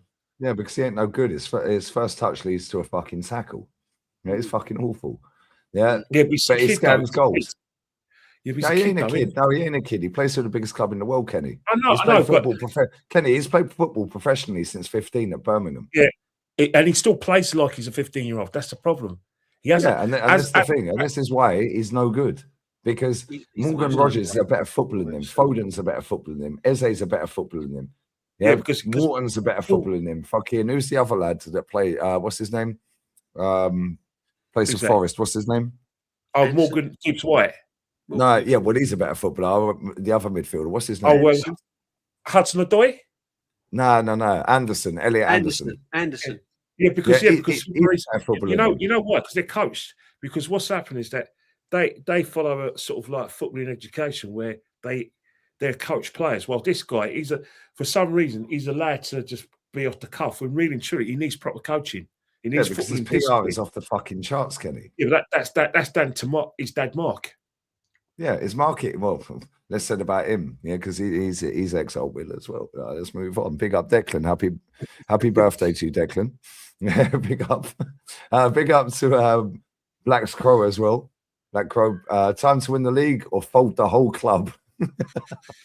Yeah, we've had enough, mate. We're worn out. I can't lie. I beg he wins it. Please win something, mate. Just anything. I'm bored of this. I am not used to this. I just want to win something. Let's do a tennis channel or something next season. Yeah, do you know what I'm saying? I'm just fucking. I'm tired of it. I'll dissolve this one and just go on the other one. La Liga hype. Yeah, big up to you, bro. All right, big up to Scotty as well. Would our VP score 20 goals in this team? Not for me. He wouldn't. No. I don't think Thierry Henry would score 20 goals in this team. I'm not even taking the piss. I don't think Pires bags goals. Freddie. Not from right back. This the football we watch nowadays is so you know what?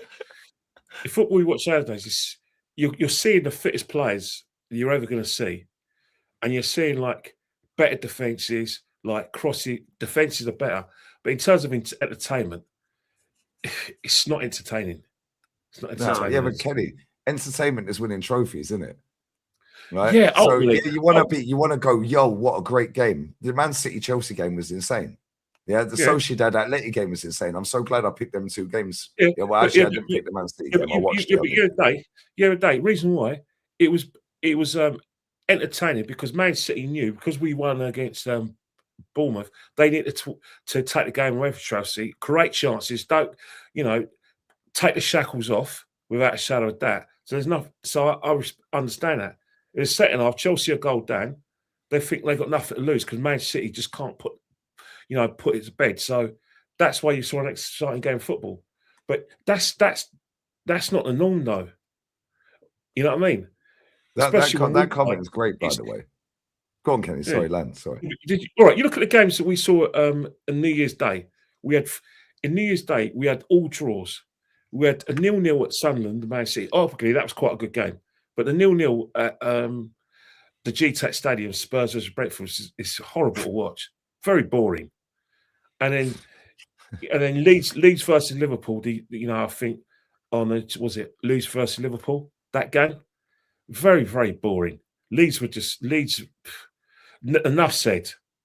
That's the kind of football you're watching now. That's the that's Premier League football.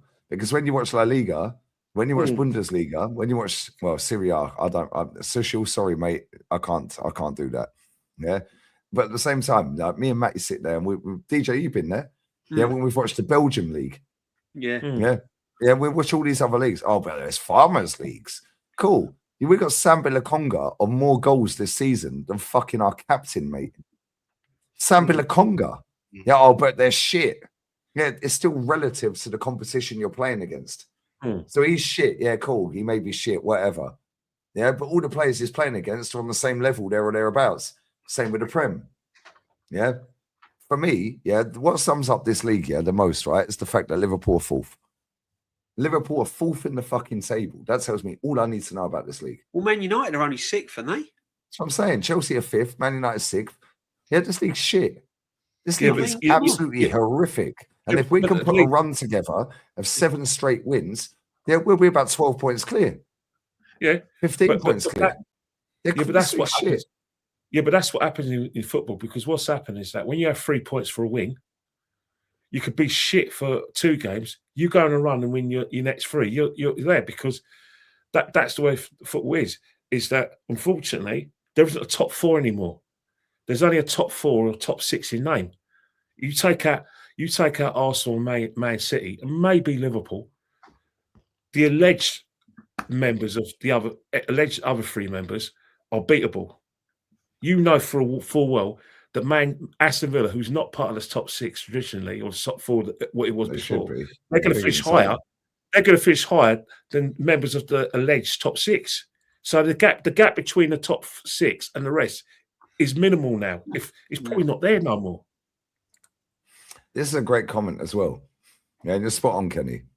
Yeah, you're spot on. Aston Villa are bigger than Tottenham. I don't know why the fuck that Aston Villa ain't top 6. Yeah, they've won more trophies factually than Tottenham. Yeah, so here's what it is. It all comes back to Alan Sugar and back in the day with the inception of the Premier League. But there we go. Now, I'd say I wouldn't even get Haaland. Would even have Haaland looking bad. He doesn't want a goal scorer in the system. Yeah, because he's scared for us to open up. And that comes back to this comment. Yeah, where if I can find it, where somebody says, why is it? I can't even find it now. Why is it one pass? Yeah, and you're facing Arsenal's defense. Why? Because we're so fucking far up the league.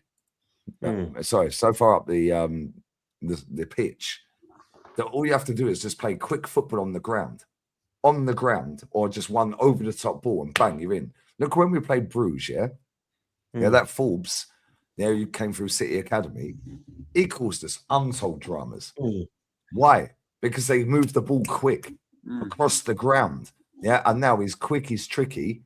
Yeah, and if he could finish, let's be real with it. Let's not take the piss here. Madueke scored an unbelievable goal in that game. Martinelli scored an unbelievable goal in that game. Yeah, two great moments of a football match, two great goals. If they could finish a wank, let's not forget, they had about fucking 15 chances. If they could have finished a wank, we wouldn't have won that game. But it was individual brilliance pulled us out, which is cool, and we're cool with that. Yeah, but you can't keep getting away with corners, own goals, and individual brilliance. When you add them all together over a course of a season, you could probably win a league. But you can't just rely on individual brilliance for fucking 6 months, or corners. Let's not forget as well, when people want to talk about injuries, let's not forget these set pieces. We had Saliba and Gabby January last year to March last year. We did not score a fucking set piece, and they were both in the team every week. Yeah, own goal again, ole, cool, fantastic. But at some point, we're going to need Saka to step up. Well, we've already seen that Saka bottles it 9 times out of 10. However, that's when it's under pressure. Yeah, the penalty against West Ham. Yeah, the penalty for England. Pressure moments. Yeah, Saka puts them wide, saves the penalty, whatever. However, on the flip side of that, Saka has probably been our most consistent footballer at this club since Arteta's been our manager. And he's been the mainstay in this team. But look at the fucking state of his performances. The guy looks fucked. Yeah, Declan Rice has been brilliant since he signed for us. But again, it's all well and good being brilliant. You need to win shit. Yeah, and I know he wants to, and I know he's looking like he's trying so hard every game, and he is, and big up his 2 goals the other day. Yeah, he's trying to carry us on the back. At half-time in that game, when they were coming back out in the tunnel, and they were all stood loitering in the tunnel, I said it to Matty and Ola. Yeah, I said, look at our captain. Yeah, Odegaard. He was just standing there like that. They're all standing there, and it was Declan saying, yo, let's do this. Fucking get into him. Fucking boom, boom, boom, boom against Bournemouth the other day, yeah? Our captain's just standing there like that. And then people come at me and say, well, he's a silent captain. Fuck off, man. Silent captain. The guy's shit. I've been telling you for years, the guy is trash, bro. Yeah, what does he do? Oh, but he scored the other day. Whoopee. Yeah, the guy slows us down. But this is what this manager wants, and he is the perfect player for this manager. Yeah, 29 is the perfect player for this manager. Saka the same. If Bukayo Saka played for Klopp before Klopp left, you'll be seeing Salah numbers. Yeah, I'm convinced of that. Yeah, and I don't think he'd play him on the inverted one either. I think he'd play him on the left. Yeah, and there's so many teams I look at. Somebody said, who was it they asked me about earlier? Somebody asked me yesterday, I think it was, about a player. I can't remember who it was. The chap, if you remember, and it was you that asked, or anyone that can remember. And I said he would be a perfect Liverpool player because Gakpo is trash. Now, I can't remember what player it was. Yeah, and everyone was like, I think it was Nana. Big up Nana, the Chelsea. Yeah, Neto. It was Neto at Chelsea. If Neto played for Liverpool, and played left wing, he would absolutely clean up, mate. Yeah, clean up because of the way Liverpool play. The way we play, Eze ain't going to start games for us. Yeah, Saka is what he wants. Trossard and Martinelli is what he wants. Yeah, because Trossard can hold the ball. He can link play. Martinelli will come off the bench and stretch the opposition. Yeah, Eze, is a better footballer by a country mile than our captain. I don't want to hear it. Yeah, he's a better fucking player. Yeah, Declan Rice, he can play everywhere on the pitch. Yeah, but then you've got Zubimendi. When you press that fucker, he folds. You ever see it again the other day? Against Bournemouth, I actually thought he played all right against Bournemouth. The amount of times he fucked up because he was getting pressed is crazy. And it's like, when did you see Rodri getting pressed like that and fucking up? That's what he is to us. He's our Rodri. He's in that position. Oh, sorry, guys. Yeah, that's a fine. We'll let you off. It's your birthday. But Kenny, listen, you've watched a lot of football and you watched most of it live in the stadium, especially Arsenal. You know, Zubimendi is supposed to be our Rodri. That's what we brought him for, right? It's night and day, Kenny. They're totally different players. Well, definitely. I think with Rodri as well. Rodri's a different kind of player. Where Rodri is basically a complete midfielder. He doesn't just break it up. He's actually like the brain of Man City's side, especially when they're on the ball. He dictates the game and dictates the pace. That's what we want from Zubimendi. I think Mikard set up with Zubimendi. He's gonna sort of tolerate his performances because Zubimendi's out and learning the job. Unfortunately, he's learning what he's learning. He can't have that much time on the ball. He is going to get pressed. So what's happening is that we're forcing him deeper and deeper and deeper where he can retrieve the ball. And Declan is having to do all the other jobs like stay in the middle and do some of Zubimendi's defensive work. But I'll tolerate that because of the setting off against Aston Villa, because when we got control of the game, Zubimendi was dictating the way we played. He was forcing the press. He got his second goal where he got him behind, got in in front of Gyökeres, where Gyökeres made a space for him. So it's one of those things where you're just going to see a bit of dibbly-dobbly football from Zubimendi. But next season, if he plays next season, I'm expecting Zubimendi not to play like Rodri because it's just unique. You can't play like him. But I'm expecting Zubimendi to be press resistant and dictate the game more. I just got to put it down to his first season. I know it's because I'm biased. I do think that he's not the number 6 that everyone thinks he is. He's a continental number 6, and Mikel is going to play him until he gets it right. He's not going to, be dropped for anybody. The only time he gets dropped, he doesn't get dropped. He gets rested. But Zubimendi will play every game that Arsenal plays, especially the big games in Europe in the Premiership. I agree, and that's why I don't think we'll win nothing. Yeah, because as soon as you fucking press this guy, it's game over, mate.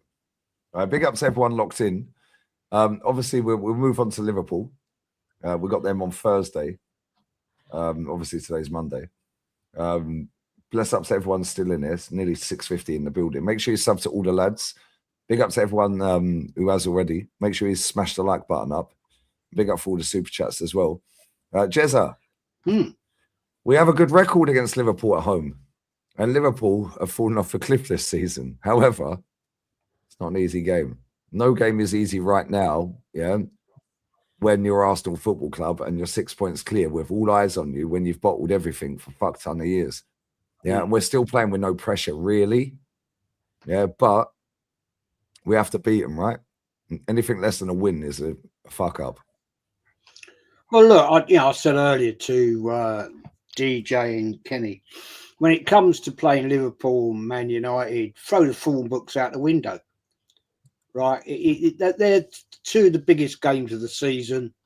Two of our biggest rivals, without doubt. That's no question on that one. It's a different game to Tottenham. Tottenham is tribal. These two are massive rivals because they've won shed loads of trophies, more than us. So throw the form books out the window. You never know what Liverpool's going to do. You never know what Liverpool team's going to turn up. They're not going to come to the Emirates and lay down and say, yeah, the league's yours, boys. That don't happen. That does not happen. So it's a big game. And it's something we have to get over the line. We've got to win that game and stamp the authority. If we're serious about winning this Premier League, these are the games you've got to win at home. Massive game, huge game. Kenny will be there. Yeah, great atmosphere. You know that. Yeah, just hope it's a bit warmer. It's going to be freezing. It's going to be freezing, Jess. You know that. Yeah, I'm just trying to. You remember the old days in the 80s, like the first 2 weeks of January, or the half term of February. You have snowball fights with your mates. Yeah, it's always the case in the 80s. You know, like the little snowball fights. There's always a pork chop or Wazzock who, instead of playing fair, he'll get the ice one because he thinks it's funny. He'll get the ice one and he'll throw it at you, and you think that you've been hit by a brick, and he think it's funny. You know what I mean? Then But you yeah, go and this- in the snow. You know, Yeah, Big up, that's big it, up yeah. Rashid for the raid as well, by the way. Make sure you sub to Rashid. Bless up It's- with it's Rashid. good- and it's- that. The weather it's gonna forecast. be a big arse. It's going to be a big arse Thursday night. Yeah, we've got to stamp our authority. If we're serious about this, then we've got to say, right, welcome to the Emirates, Liverpool. We're going to take your trousers down. You show us your nuts, as Kenny would say. I don't know. It's got to be a cold. It's got to be a disappointment if they do that in this weather. It'll be very shrunk. I'll tell you, Exactly. it's yeah. I've just Go on, let's. I want no part of this haram shit. So It's time to lay down a marker on Thursday, guys, isn't it? Let's be honest. It's time to lay that down is. a marker. You know, yeah, go and fucking we've destroy got to them. They're beat. shit. Yeah, we've got to beat Liverpool convincingly and just say, right, the rest is up to you now, Man City or Aston Villa, if you want to class them in a title race. But we've got to lay the marker down. But it's true what Jez says. At the end of the day, Liverpool are champions. They're going to want to come to the Emirates. They know they're not going to retain the title this season, so they're going to want to come to the Emirates and potentially beat, in everyone's eyes, the potential winners. So it's going to be a really, really close game. I've been saying it, and well, Kenny's definitely been saying it all season, that if you don't score first against Arsenal and you don't take your chances early on, which Liverpool will have chances, no doubt about it, they will play a little bit open, which will suit us. But if Liverpool don't take their chances early on, then I think we could run out comfortable winners. However, if we put in a first half performance like we did against Bournemouth, if we put a first half performance in like we did against Aston Villa, then we could come unstuck. So we've got to show for 90 minutes what we done against Aston Villa in that second half. We have to, because although Liverpool haven't been brilliant this season, the fact of the matter is they've still got players that will hurt you. And Wirtz is looking like the player why Liverpool beat him. He's going to want to put a performance in. And it's getting to that stage now of the season where players want to put good performances in because they want to be on that plane for the World Cup. So they're putting themselves in the window now. From now on in, they're putting themselves in the shop window for the World Cup. The likes of Wirtz and players that might be on the, they want to start putting in the performances. So we have to be aware. We have to be aware. It's another cup final. It's a one-off. It's Liverpool. Like the game against Man United in a couple of weeks' time, it's going to be hard, but I think we should do it. I can see us winning sort of 2-1. I'm going to go an Arsenal 2-1. It's not going to be easy. It's a big game. I think with Liverpool, to beat us, they got to get two things right. Firstly, Ekatike's got to play, and basically another player that's got to play well as well. Gatko's got to be. He'll get chances because he's very direct. He's got to hit that target. And another thing as well is their fullbacks. He's got to get the fullbacks right. He's got to get the right combination of fullback. If it's Bradley and Robertson, they're probably the more experienced. But if he goes for Kirkes and Frimpong, it'd be more attacking, but defensively, we should have Joy over the top, because let's face it, they're not going to get much help, and they're not what I call good defensive, fullbacks. Whilst Frimpong's just a right wing back, and Kirkes just got a lot to learn. But the thing with Robertson's a very good defensive left back and a very good going forward. However, age and time, Saka, if he gets his skates on, it can give him an hard time. But in midfield, that's where it's a problem for Liverpool, because Gravenberch, is okay, but Szoboszlai, you've got Szoboszlai, who's all right, who's okay, he's their main man, but it's a toss-up between Curtis Jones, who gives more industry, but the better player is probably McAllister, but McAllister is looking weak this season.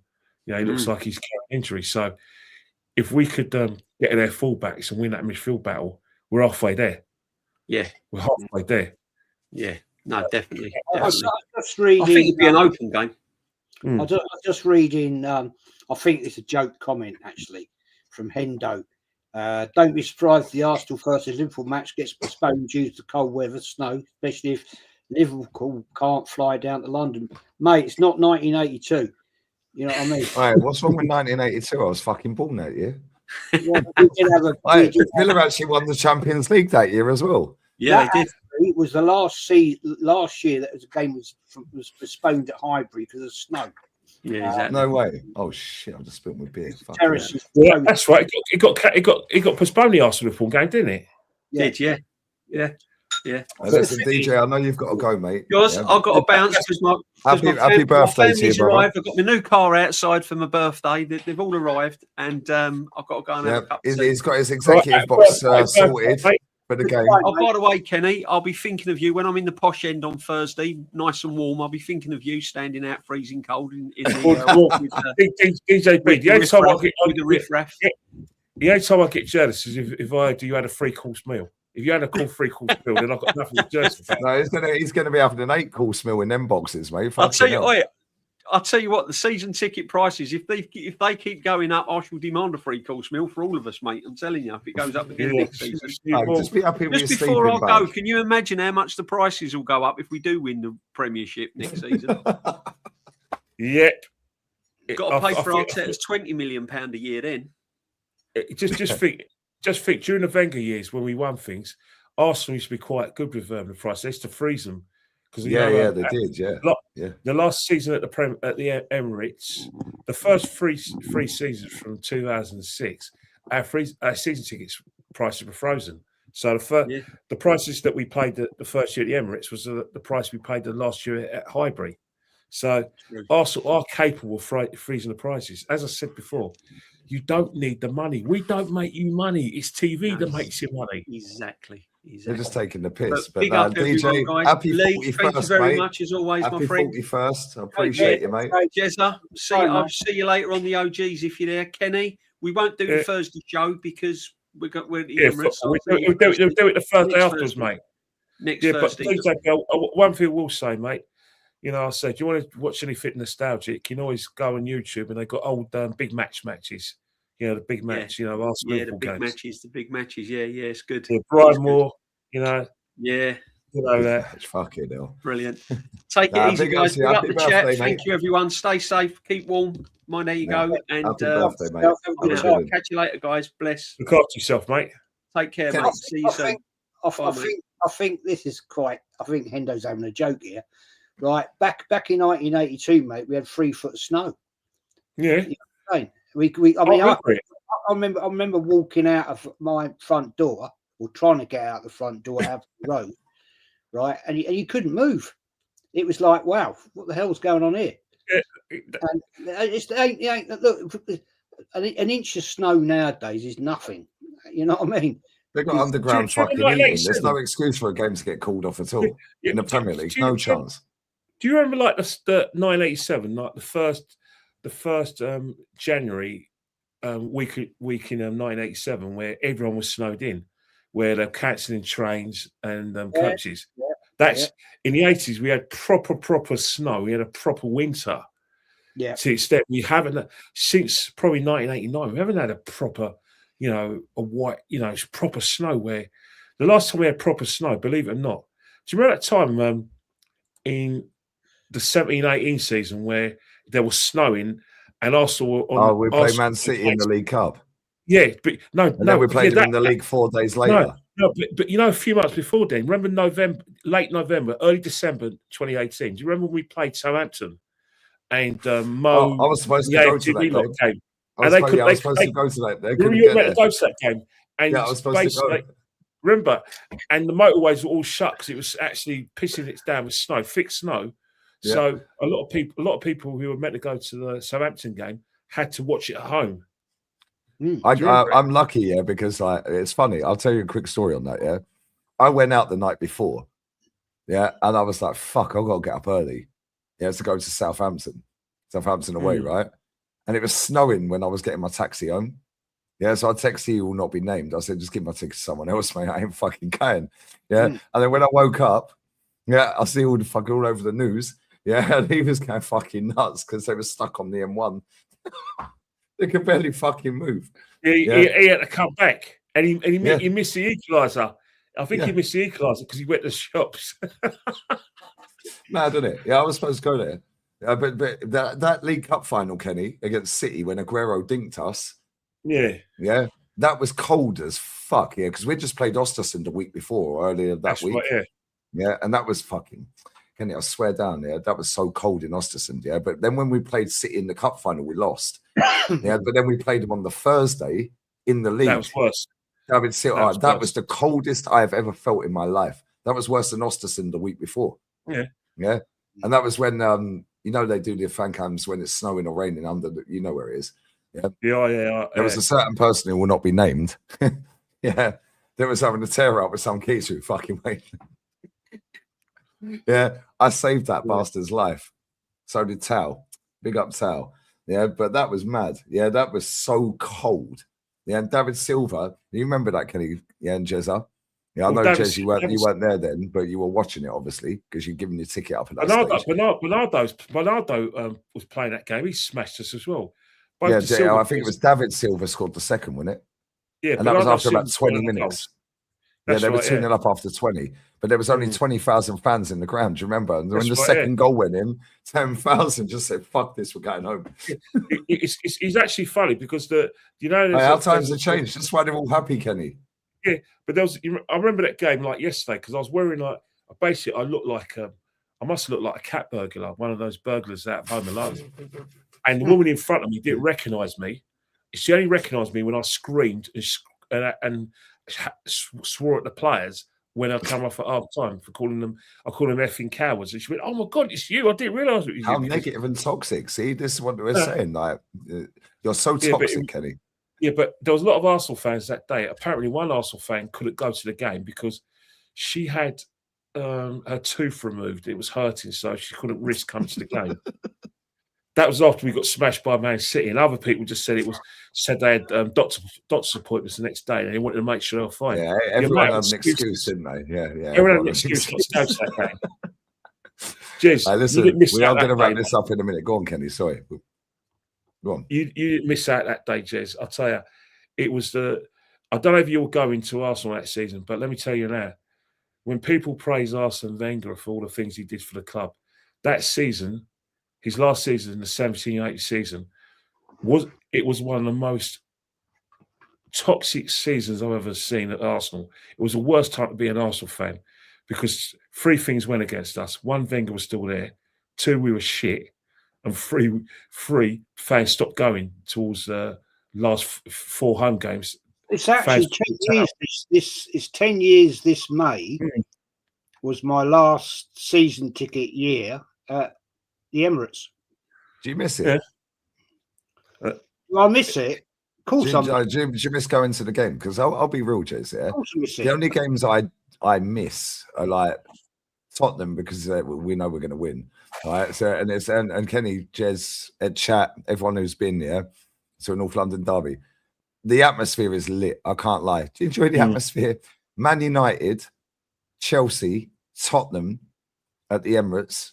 Yeah, and a big champion like Atleti, teams like that at the Emirates, Other than that, I'll be honest with you, I don't fucking miss it.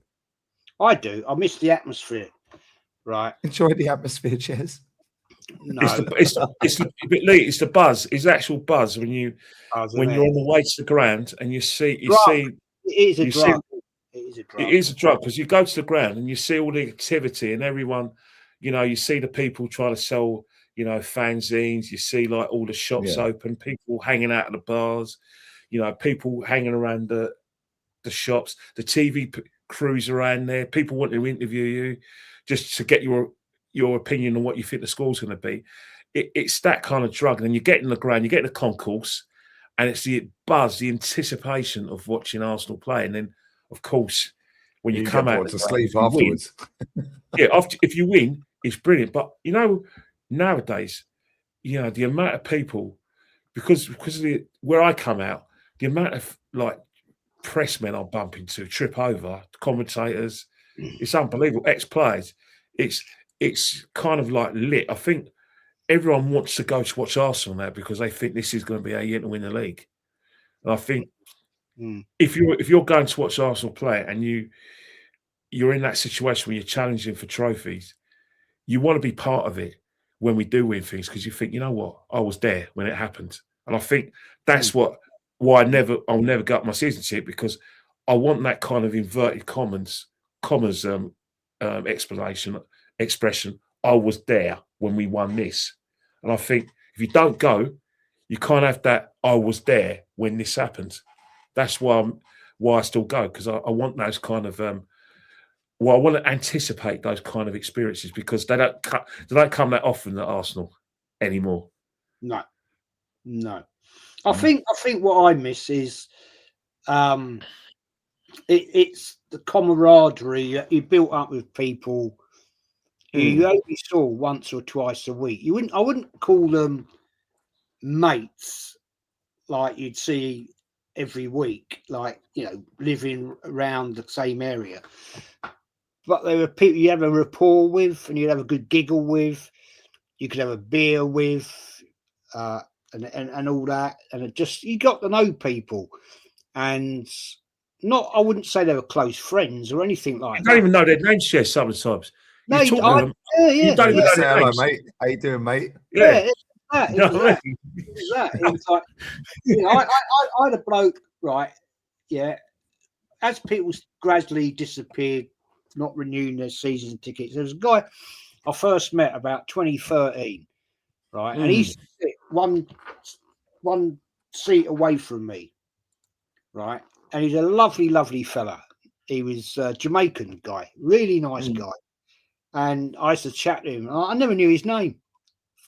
Never knew his name. He never asked my name. I never knew his name. And we get to the game. He'd sit down. I said, we'd shake hands, say, "How you doing, mate?" He'd go, "Yeah, good week. Yeah, not bad. And we'd chat and chat and chat. Game would start. Half time, we'd have another chat. Blah blah blah blah blah.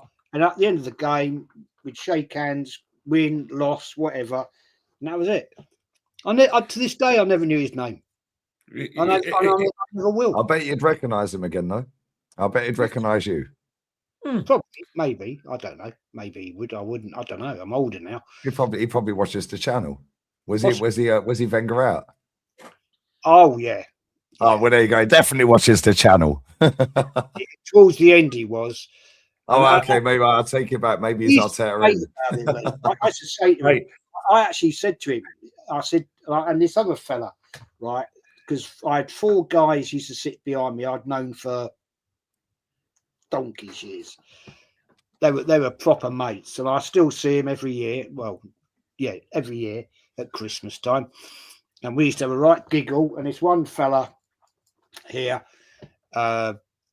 this Jamaican guy, I said to him once, I said, he used to get really upset, really angry, and I'd say after the game, I'd say, one day he said, this is it, Wenger's got to go, that's it, I've had enough.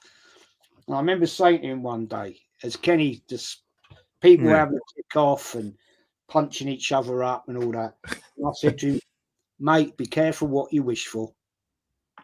And I've been proved so far, but I wish I knew that bloke's name. I wish I fucking That's the beauty of it. You don't know their names, and you hope. When you don't know someone's name, you speak to them on a regular basis. You pray that someone doesn't ask what's his name. You pray, don't you? Yeah. It's so embarrassing. He might still be going. I do not know. It's so embarrassing when you speak to someone for sometimes 10 years. You don't know their name. Yeah. It's very true. Yeah, that is so true. There was another fella that I used to. I don't know. He made out that I went to school with him, and I didn't know him at all. I said, I don't think so, mate. He said, yeah. We used to go to school. I said, did we? And I said, I'm sorry, mate, I don't remember you. And he said, well, I remember you. He said, 'cause I know your granddad. I said, do you? He said, yeah, 'cause my dad knows my dad knows your granddad. I said, really? I said, what's my granddad's name? He said, Bill. I said, well, you're right on that one. And I said, "Oh, mate," I never asked him his name. I never asked him his name to say, "Oh, right, okay, fair enough. I'll see if my granddad remembers you, or you remembers your dad." And I don't remember that guy at all. He's adamant I went to school with him. Maybe Oh. he did. If he knew his name, mate, and he's halfway there. Well, isn't you- he? You know, it was like when I used to go to football. I used to see like Bully at football. I didn't know his name. I used to bump into this Yeah. guy who looked like bloody Looked like who a looked pirate. who looked like one of the characters out of like the Three Musketeers. The small, you know what I mean? And I was thinking, Pirates of the "Who's this geezer?" Caribbean. And all of a sudden, I just looked. All of a sudden, he was AFTV came up, and he went, "Yeah, there was a name to it." The same with Claude. I saw him at matches, but you never knew he was on. I went, "Oh, his name's Claude," and you know what I mean? Because I always knew Ty's name as Taiwo. Tybo, yeah. So when his name came and they called him Ty, I went. At first, it was only when like I said, when you got speaking, I saw him in Nigeria. So I didn't think I could have put. Of course, his name was Ty. I must have thought, yeah, he's Nigerian. But when I used to see him about, he never came across as someone with a Nigerian background, like me. People when I tell them I've got a Nigerian background, I'm Nigerian. They laugh. No, you're not. You're not Nigerian. You're West Indian. You don't talk like Nigerian. You've never been to Nigeria before. You don't even know all these things. And when I tell them about the food we used to eat, and I talk about jollof rice, goosey soup, and everything else, their eyeballs pop out because they assume that I'm West Indian, even to this day.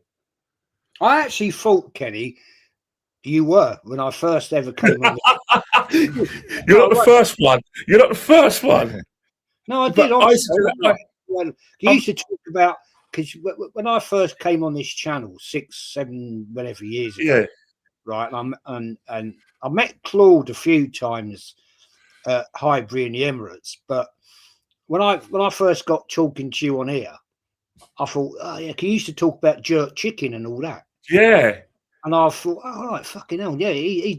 I've got a funny story to tell you. If you go out to North London, if you were African in the sort of the 80s and 70s, I think me and my brother, the only ones who like said, we were telling everyone that we're Nigerian, but a lot of Africans, especially Ghanaians, they used to be a bit ashamed of saying that they're from Africa because, if you saw like black people on TV, they're always West Indian.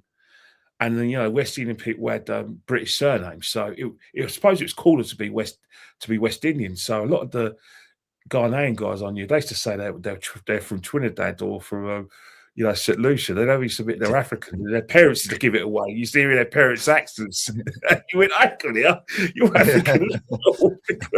Because it was cooler. People thought it was cooler in London, especially, to be West Indian because West Indians, they had the surname, the music, they're always on TV, and there was always like if there was a program about black people, it was always about them going back to Jamaica. It was never really much about Africa, So it was one of those things where people just assume, even to this day, that I'm West Indian.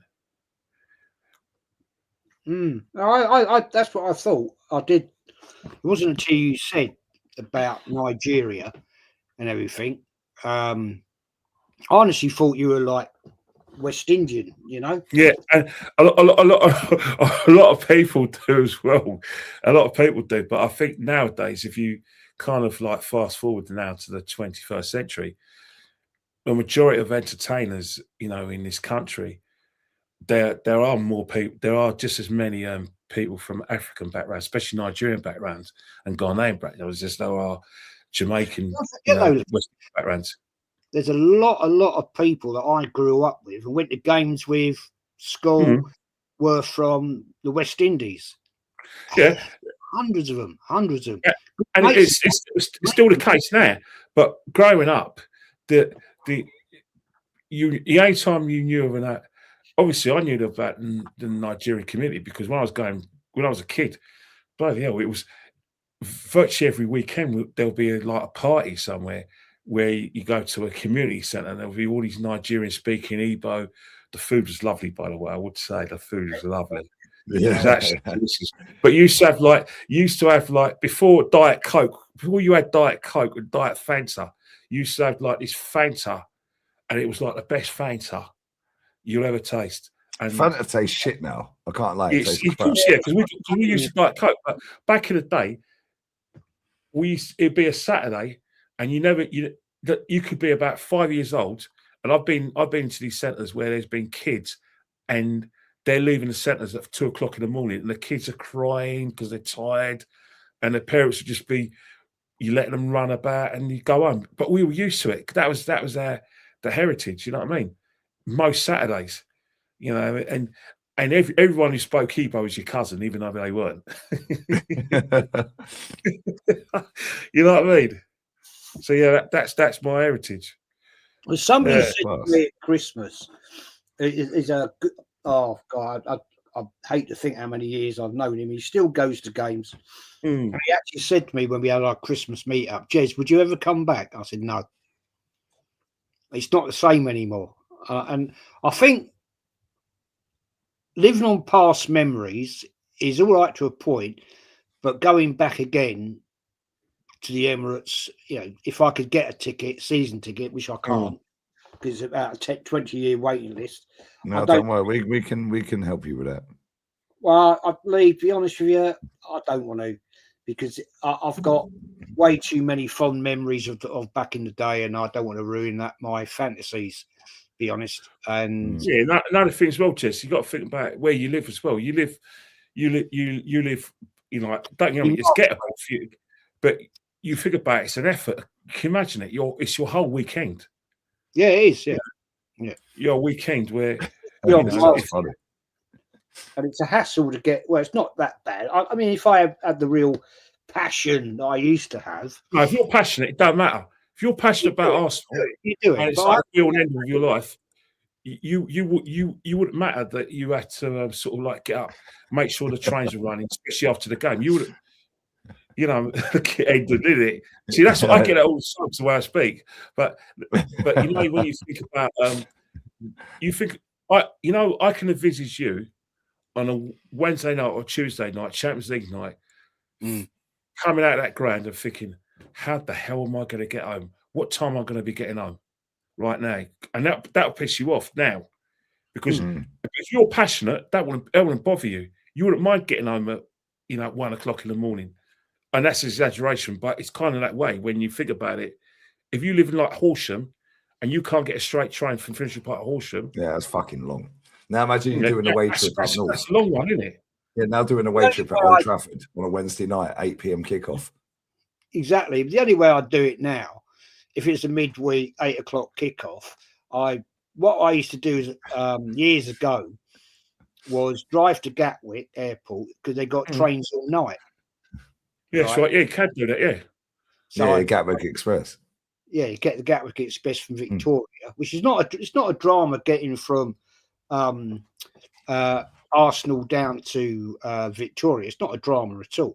But you then have to look at the cost of it, because at the end of the day, it's not cheap nowadays. And I'm not a millionaire. At the end of the day, you have to think, fucking hell, can I be bothered? Just said he ain't a millionaire. Fucking hell. Right, all right, mate. Pull the other one. I just can buy the club if he wants. I wish. No, I hear what you're saying though. Yeah, like for me, like Kenny is your passion. You live around the corner. Yeah, you've been going so long in different generations, different eras. You've seen the club evolve and change in different ways. I sound like Arteta, don't I? No, but I still love going, and the reason why I still love going is habitual. It's passion. I enjoy going watching the night bus as well. The night bus is there. Another thing as well, I'm enjoying the aways as well, but but I do speak from experience. I can say I will still go, but I don't like the Christmas fixtures because of the effort I've got to make about it. Oh, he's starting again, Jez. He's starting again. No, that's not digging at, because I understand tradition, but when you're 15 and you're teen and you live around the corner, not a problem.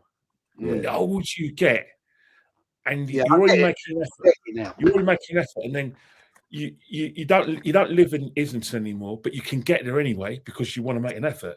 But you live further out, and then you're relying on trains that don't I run hear on you. box.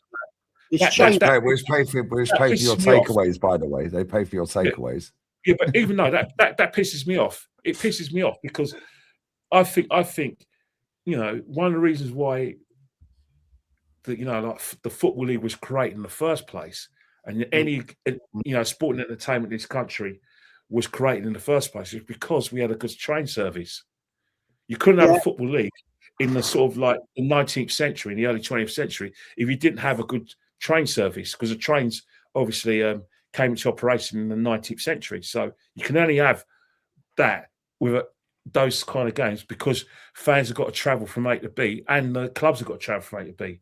But now, because we don't give the National Rail workers overtime, there's no trains on Christmas Day, which I don't agree with anyway, and there's no trains on Boxing Day, but we still got a full programme of matches. I don't understand that. Which is funny because in Spain, there's trains on Christmas Day, Boxing Day, every day, yeah? But there's no fixtures. And in France. Yeah, there's no fixtures because they have the winter break. Yeah, there's trains tomorrow. It's King's Day. Yeah, as soon as it hits midnight in Spain, yeah, it's the Three Kings. Yeah, there's trains on Three Kings. You get flights, trains, everything.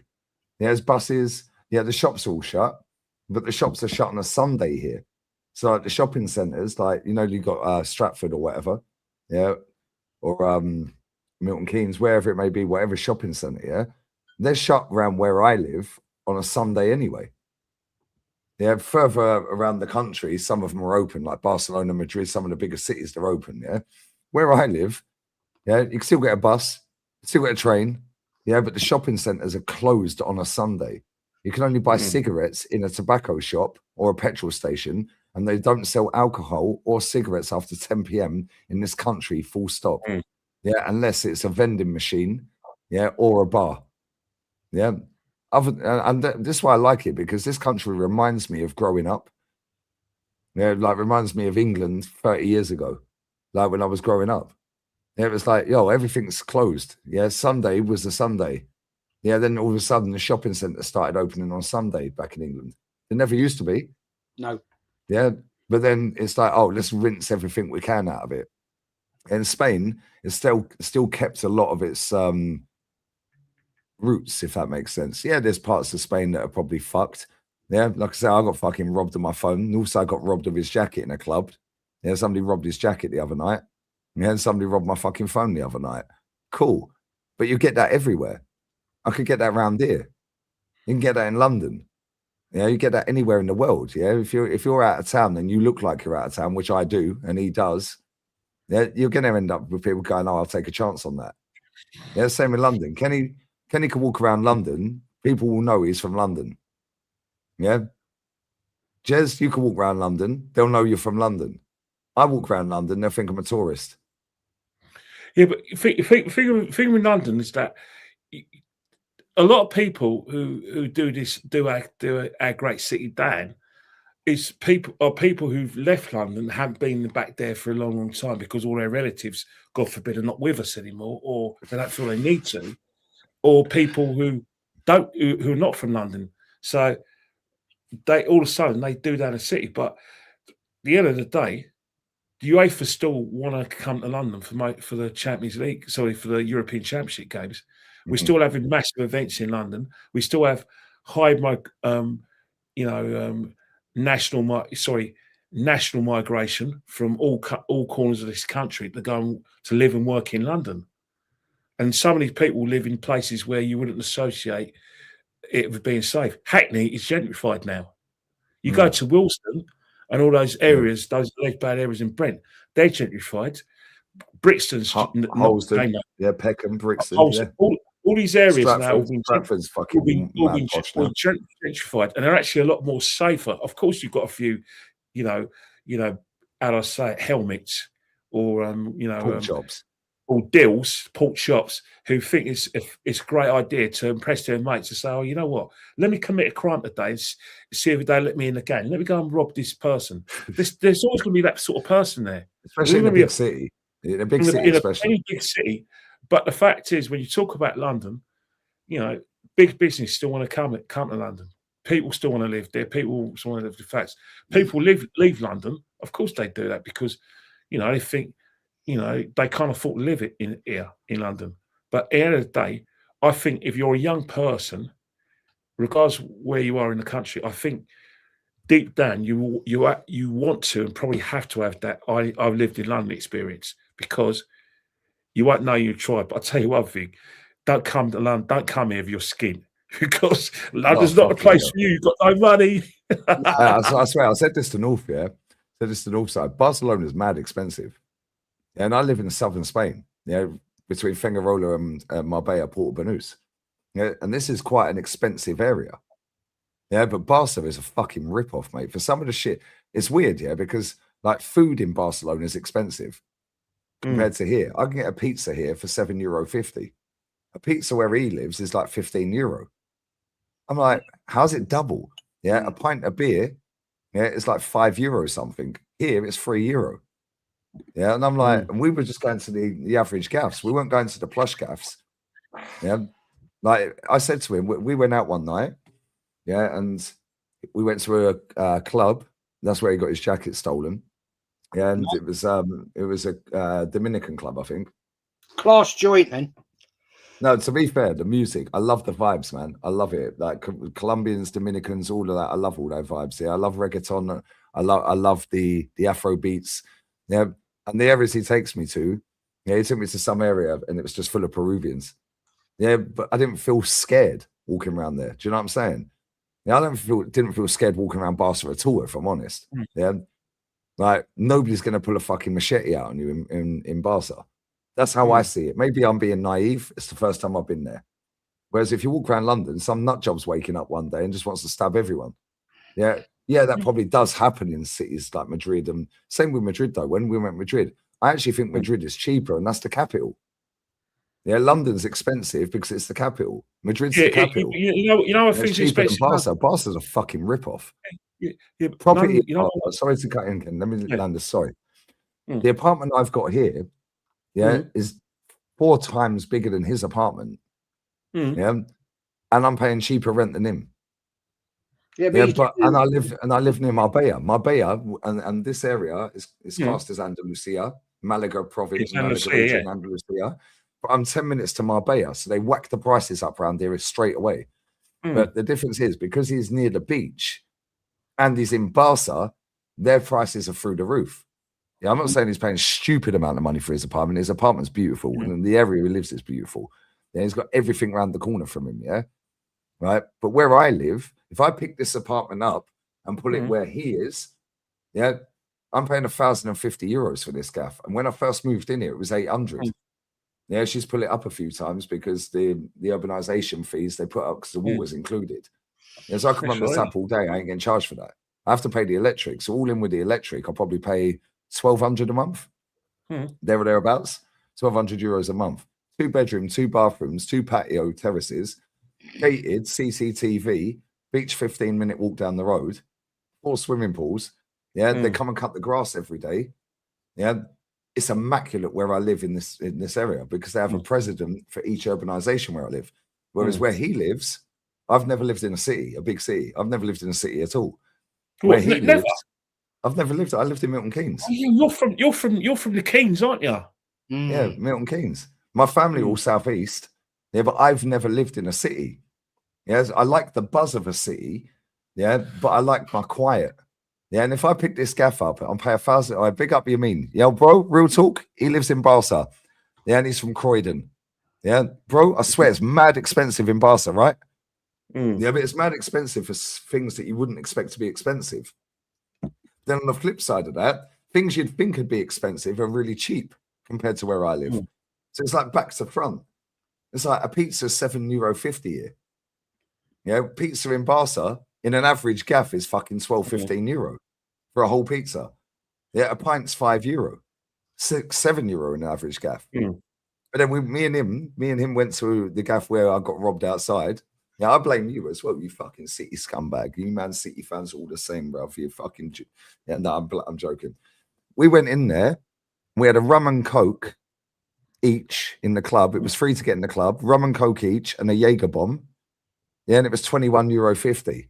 You can't even get the rum and coke in a fucking decent nightclub in England for €21.50.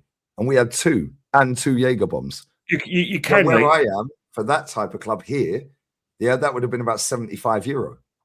So on that side, it's like it's a balancing. The rent's more expensive, but the drinks are cheaper certain times. The clubs are way cheaper in Barcelona than they are here.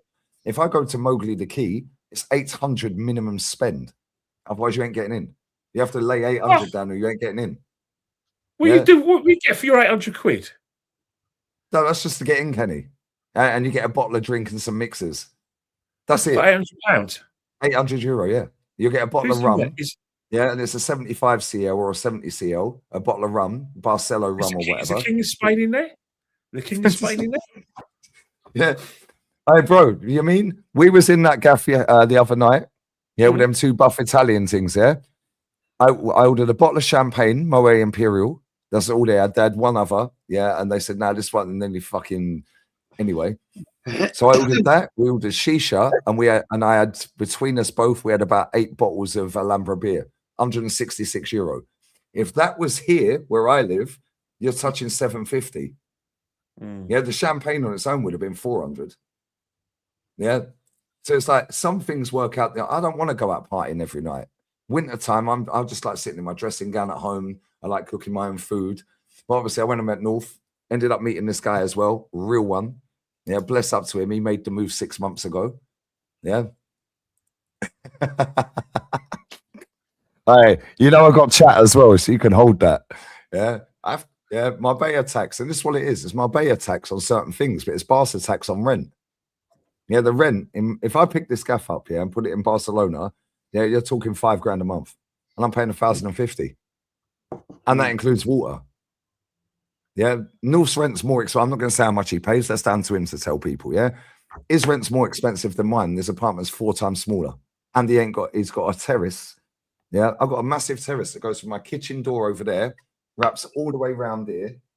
Yeah, and then I've got a terrace in the spare bedroom. Yeah, but where he lives, I don't have what he has on his doorstep. Yeah, I have to walk or get a taxi. Whereas he can walk out of his house. He's got the cigarette shop on the corner. He's got the beach 2-minute walk. Mine's 15. Yeah, he's got supermarkets and restaurants everywhere. Peruvian food, Colombian food, Italian. And that's why he's paying. Yeah, and that's what it is. Because if I wanted all of that would mean I'd have to move a little bit further, closer to the beach. Yeah, you could probably double the price of this gaff just by moving 2 kilometers down the road. Yeah, but if I move 2 kilometers in, and I showed North this, if I'm not 2 kilometers, if I move say 10 kilometers inland, I can get a 4-bed villa with a swimming pool, a massive garden, yeah, for about 1,700, bills included. Yeah, but then I'm well out of the way. Now I need a car because there's no trains in that part of inland. So it's like it's juggling everything. I liked Barca. I did like Barca, but some things I was like, this is mad expensive, bro. Yeah. But I like the beach. I'd move to Sevilla in a heartbeat. I love that city. That's my favorite city I've ever been to. But it ain't got a beach. I like the beach. I like walking down the beach, getting the bed, getting the umbrella, and just getting my drinks and my food and just chilling on the beach. Because I like the peace and quiet of a beach and like the families all having a good time, people smiling. Yeah, that's why I love living where I live. But I would move to Barca. But at the same time, yeah, it's a massive city. Yeah, and you can lose yourself real quick in a massive city, whether it's London, yeah, whether it's Barca, Madrid, wherever it is, yeah, Milan, yeah, because you can be active every single night of the week. I'm not that person. I like my own space. I don't want to go out every night. Yeah, in the summer I'll go out and have food and drink. In the winter I'll have my drink at home. You're only 44 this year, Lee. You've done your partying. I still like the shisha bars though. That's where you pick up all the sexy Moroccans and Italians. That's true. Hey, bro, you mean you moved there in the summer, innit? Yeah, brother. He's done summer and winter in Barca. He's a real guy as well. Bless up to you. Apart from supporting Man City, you're a good lad. Yeah, but I liked Barca. I did. But I have to weigh up all the options because I like where I live as well. And this is the thing. This is why I rate you, Jez, yeah? Right? Because you grew up in London. Yeah, you lived right opposite our ground. know what I'm saying? But you then went, no, I'm moving out. Would you ever move back to London? No, not now. No. No. See, No. my mum and dad said the exact same thing. They'd never move back to London. It was work opportunity, mate. When I left home, and we weren't married. We moved to Highbury Hill, and we had a flat, and we had a mate of mine and his girlfriend at the ground floor flat. We had the upper flat, and it was basically life went on, kids came along, work opportunity changed. We moved away. We went and lived in Croydon for a while. Don't ever go and live in Croydon. that's where this guy's from. It's a fucking shithole. That place is fucked. It is shitty. And opportunity came, and then basically 95, I took my redundancy from British Gas. Opportunity came. Within 6 months of me leaving, they wanted us back because they'd let too many people go, paying us three times a month in contract work that we were as employees. And then it came the opportunity that I decided, fuck this, I'm getting out of this. And I set my own business up in 2001 and moved out down to where we are now. And the rest is history, really. So, yeah, it is. But just talking about, it's madness. What we paid for this place 10 years ago, right? My niece, last year, and her partner paid the same amount of money that we paid for this house. Is it's 5.5. I call it 5.5 bedrooms. This room I'm in here is the smallest one. It's my little man cave, my escape place. And they live in Barnes, right? Nice part of London. That's a nice part of London. It is a lovely place. Where the Thames. Yeah, it is. It's a beautiful place where Mark Bolan lived and died. And and they've got a 2-bedroom. They've got a 2-bedroom flat, right? 2-bedroom flat. Yes, they both. She's a doctor of psychology, and he's got his job. They paid last year for a 2-bedroom flat in Barnes, right? What we paid for this house 10 years ago. Yeah, didn't it? And I said, and you got that on a mortgage? And they went, yeah. That would scare the fuck out of me. I swear down. That's why I never want to buy a property, Jez. Yes. I'll never buy a property. Yeah, my contract, I ain't got a contract with Spurs. It's a rolling contract, so we never renewed it. I just said I'll stay, and she's never drawn the contract up. Yeah, if I text a woman right now and say to her, in fact, actually, I need to find her fucking number. Yeah, otherwise I ain't gonna ever be able to pay my electric bill because she ain't got my phone number anymore. Yeah, if I text her and say I'll give you a month's notice, I can leave. I can leave.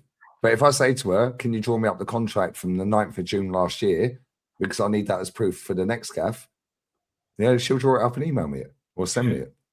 Yeah, she's a great landlady, this woman. I'm blessed to have a woman like her as a landlady. Because everything I've wanted, when the boiler went, I said to her, I said, I got no hot water for 4 days. She goes, why didn't you tell me? I said, I didn't want to harass you. And she turned up literally within an hour with 2 big fucking Ukrainians and Russians. I think she's Russian. Is she Russian or Ukrainian? I think she's Russian or Ukrainian. Either way. Yeah, she's Ukrainian. She turned up with Ukrainian and a Russian. I've talked she turned up with. They had to duck down to come over at night under the door. Yeah, within 2.5 hours, got a brand new boiler. When the electric fucked up, something happened with the electric. Yeah, and it turned out it was my kettle that blew the fuse and blew the whole fucking electrics in the whole block. Within an hour, she's rocked up. When the bed broke, I've had 2 beds. Yeah. Anyway, she's turned up within an hour. Yeah, she's a great landlady. And that's why I'm happy staying where I am. Because it's like my neighbors are insane. Yeah, my neighbors are fucking lovely, all of them. And I love living where I live, and they never, ever, ever once knocked on this fucking door in the 4.5 years I've lived in this apartment and said, yo, can you keep your mouth down? And I'm up at 6, 7 in the morning screaming and shouting about this club at times. The geezer next door and his missus, they go work at 7:15, 14 minutes past 7 every day. They walk out their door and lock it. I've heard them. I've been on streams. Yeah. Yeah. The neighbors they're Spanish. The ones over in the corner, they're Colombian. He's Switzerland and she's Colombian. The ones opposite is the Germans. Yeah. The ones downstairs, she's Japanese. Her fella's Spanish. Next door is Ukraine. She's off key. She's sexy, but she's off key. Yeah. And then opposite, Spanish. In the corner, Italian. Very bottom, English. They've been here from the minute it was built. They bought it off plan. Yeah. Old couple. Love to Roger and his wife. Bless up to them. Yeah. Irish in the very bottom in that corner. I've got to sit and they all own their gaffs. Yeah. And I'm blessed where I am. So it's like, I get a bit worried at times. I'm like, if I move out, I might not like my neighbors. They might not like me. You know what I mean? Yeah. And I like where I live. Yeah. So it's like, well, I've been here long. And I'm like, but this gaff's too small. I want a bigger gaff. Right. So no, it's long. You know, Lee, but I think what's happened, you got in England, I don't know if Jez is the same volition, but I've always been Yeah, my encouraged. landlady is hot. She's sexy. I can't lie. Look, I've always believed that. I always thought that the reason why you want to own your place is because it's who you leave it to. I always wanted to leave my, my family. Yeah. Ready for that? I want to leave them stuff because that's what my mum did. You know, before she died, she left, a house for me and my brother, and we've used that. And I just want to leave my family stuff because I think that's why I've always been encouraged. Because don't get me wrong, I grew up on Andover Estate in Fuji Park, but my mum did the right to buy, and that's so that's what my parents done. They done the right to buy Milton Keynes. Yeah, and I think that's the situation. Since I've left home, I've always owned properties because that's been kind of drilled into me, not just by my family, but it's just in England you're expected to. It's encouraged to buy your own place. Whilst you go to France and Germany, they rent. French, they don't understand mortgages. It's not about that life. Yeah, because they're happy to do that. Whilst in England we're encouraged to work hard and leave things for our kids. That's how we are in the UK.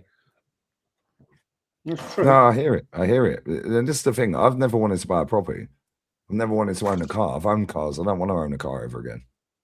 Yeah, but I don't want to buy a property. Yeah, for me, I'm just like, I'll save money. Yeah, and that's what I'll leave. Like, property, yeah, cool. Yeah, but with what I do as well, and with what I did before as the previous job, all of a sudden you can go, right, cool, company in fucking Hainault in Romford.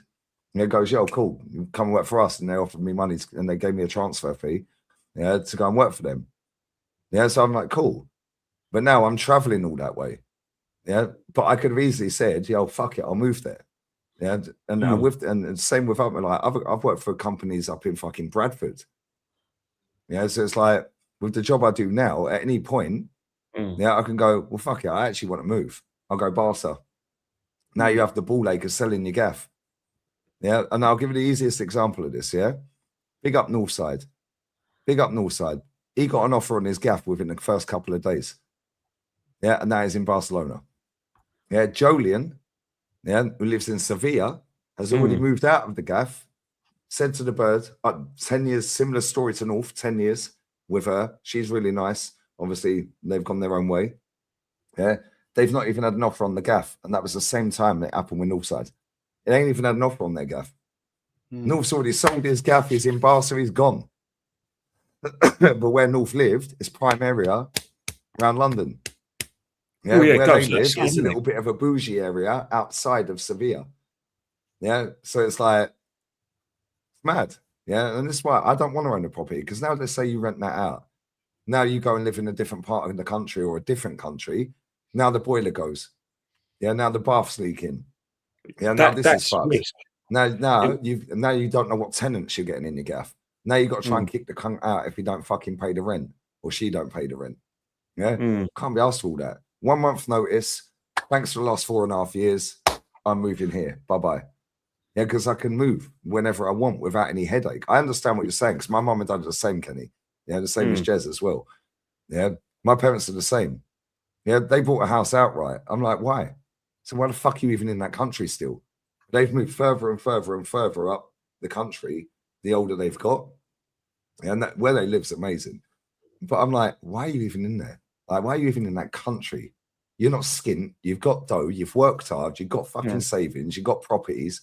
Sell the things off and leave and go and retire. But my mum won't do it. My dad would love to. My mum won't do it. I think the thing is that from my point of view is that I think what I've done is the right way to go. But if I had my opportunity, yes, I'd sell this gaff next week and move to France. But she won't because of the kids, grandkids. Yeah. But when I'm gone, when I eventually pass on, I know for a fact, right? She'll be comfortable. She'll be happy, and I think she would actually go to France then because the grandkids would be older. You know, in 10 years' time, whatever, they'll be older, and she'll go out because she loves. She's half French anyway, so she'll move out to France, and we've got a beautiful place there now. Still needs bits done to it, I won't lie, but she's got everything set up for her. And I think from the generation that I came from and the way I was brought up was the way to look forward to the future. Am I saying this right? To actually make sure my wife is happy, make sure my children are happy because they'll get something out of it. And there'll be something for my grandchildren to move on to in the future. So that's the way I look at it, personally. Well, it's the same here, but it doesn't mean it's right. But I think it's if you go by percentages, it's the best way because you don't really want your offspring when you're gone to have financial problems. Don't get wrong. By having all that money and having these houses, you're causing a problem because the tax. Anyway, but ultimately, when a taxman takes their share, they're still going to be something substantial, and even then, it's something that's theirs.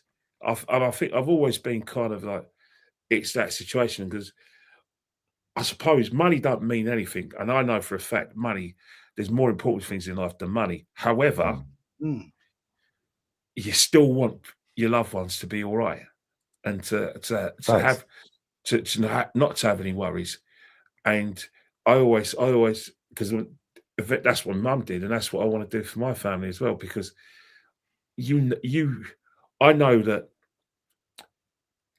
when I was dealing with my mum's affairs after she passed away, I knew that if she didn't own her own property, she didn't have everything in place, it would have been a ball ache selling affairs. And I don't want that for my family. If anything happened to me, that I'm going to be because whether we like it or not, you could be a burden when you're dead because you don't leave anything for anyone, and all you leave is debt, and you don't do a will, you don't do all sorts of things. Yeah, see, I ain't got a will. I ain't got a will. My mum and dad have. I ain't. I have. Yeah, but like this is the thing. Like the generation you grew up in, Jez, yeah, and you, Kenny, yeah. Like I'm 2 down from Jez in generation and 1 down from you in generation. We're just like, yeah, whatever happens kind of thing, yeah. But the older I've got, the more I'm like, I can't be asked with bullshit. Yeah, okay, cool. When it comes to this football club, I'll cuss anyone that wants to chat shit to me. Yeah. And Yamin's in this chat, yeah. Yamin was on FaceTime to his friend who lives in Croydon, who's an Arsenal fan, who can't stand me. Can't stand me.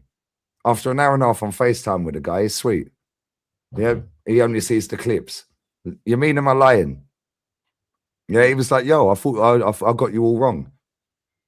But that's the way we get portrayed. But the same in life, yeah? Like in life, I'm just like, I'm bored of bullshit, Jez. So now the older I've got, yeah, the more, and it was when I got to about 40, 41, I'm like, I just can't be, I just want peace, Jez. I need this club to win a fucking trophy. I don't want no drama. Yeah, if people want to chat shit about me and they want to go in, cool, I'll roast you and I do an emergency meeting cussing them for 12 hours. Yeah, because that's standing up for yourself. But when it comes to outside of work life, yeah, he thinks I'm calm now. There you go. Exactly. because he understands now, because I spoke with the guy. He's not just watching the clips. Maybe he's watching the show. Yeah. But at the same time, when the older you get, the more you have to think about this shit. Jez, I'm 44 this year. Yeah. Like my daughter's 16. You have to start planning for shit. Like, do you know what I'm saying? It's like the older you get, the more wiser you are most of the time. Yeah. And the more you view life differently. When you're younger, like you said about when you used to say to your wife, you're going out and then you fucking go to the football and that. Yeah. But then the older you got, the more wiser you got, the more you respected your woman more, the more she stuck by you in hard times. Yeah. And now you're seeing the fruits of that. Like, do you know what I'm saying? It's like, and now you're happy with your wife going to work and she's happy with you sitting and chatting on YouTube. Yeah. Whereas it was roles reversed before. Obviously, yes, she still worked, but you were still not doing. She only works because she likes it. She enjoys it. She don't have to. Don't need to work. I said to her, give it up.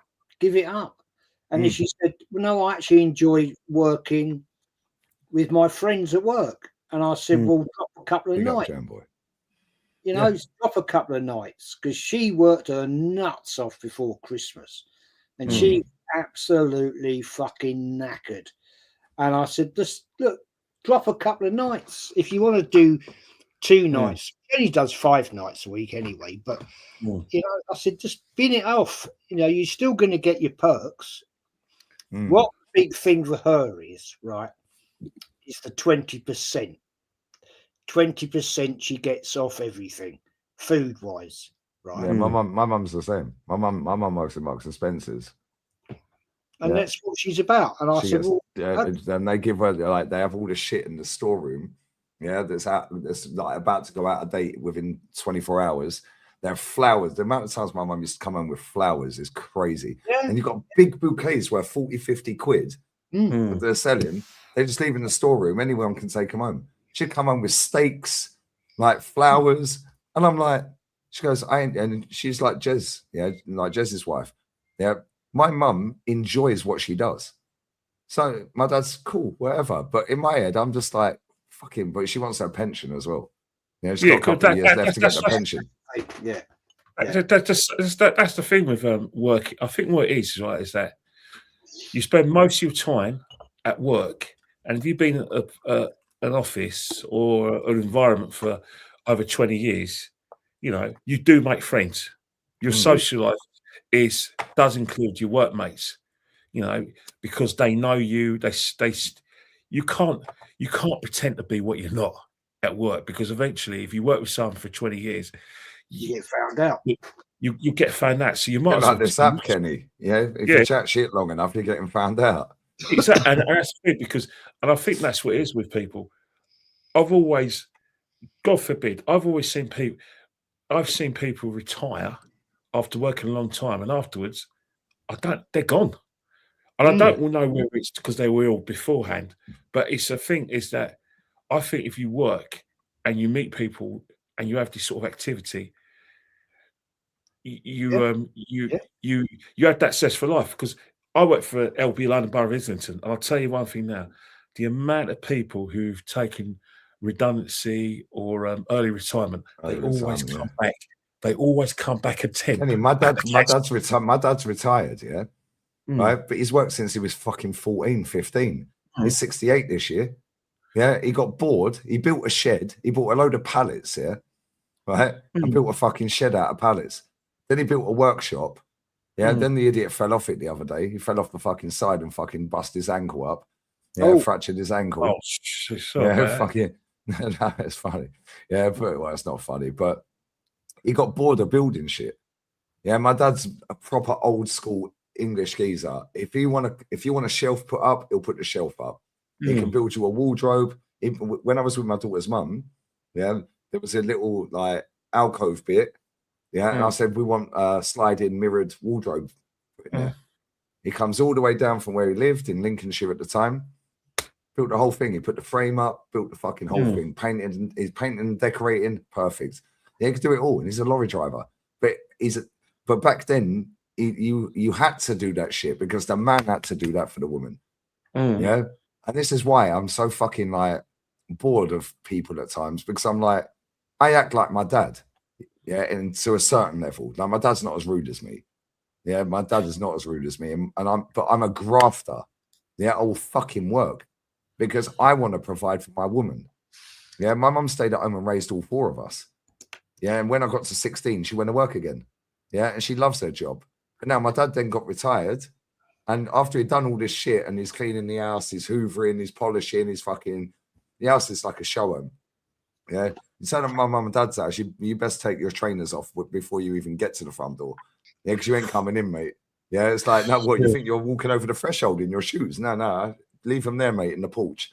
Yeah, and they'll have slippers waiting for you, yeah, because you ain't walking around their house with your socks on. Like one of them ones. Socks? No, you have to have slippers. Yeah, I swear, Kenny, my mum and dad are proper OGs. Yeah, they're 65 and 68 this year. Yeah, bless them. I'm so blessed. Yeah, I'm so fucking blessed. Yeah, but at the same time, yeah, my dad got so bored that he went back to work because he ain't got my mum there retired anymore because my mum's not retiring for another few years. So he was like, well, I've done everything. I've built a shed. I've built a workshop. I've fucking done the garden. Yeah, I've done this. I've done that. The house is, I'm bored. There's only so many times he can ride off on his motorbike on his ones before he's like, well, where's my missus? And they've been together 47 years this year. Yeah, so it's like, you know, they've spent all their lives together pretty much. Yeah, like, do you know what I'm saying? It's like they do everything together. Everywhere they go, pretty much, they're together. That's nice. But Islington Council is full of people who've, and if they don't come back to temp with Islington Council, they go to another council and work and do some temping work until you know, like until they take their last breath.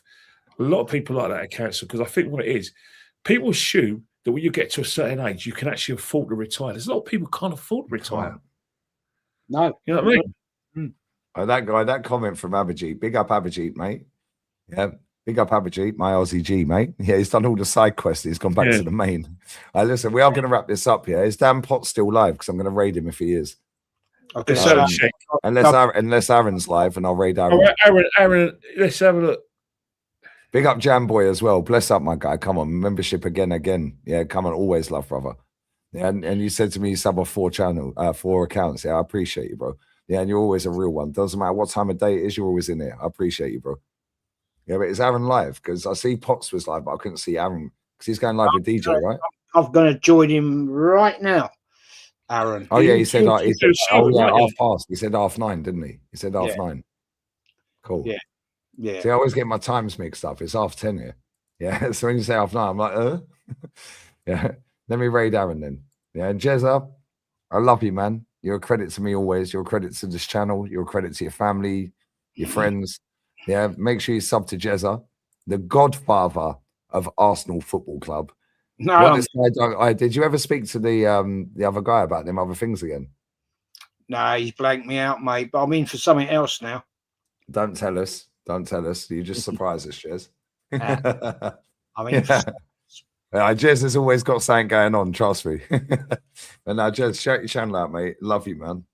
Yeah, thank you, mate. It's his first show of 2026. Great to be on with Kenny Ken and yourself, of course, and DJ B. It's always a pleasure.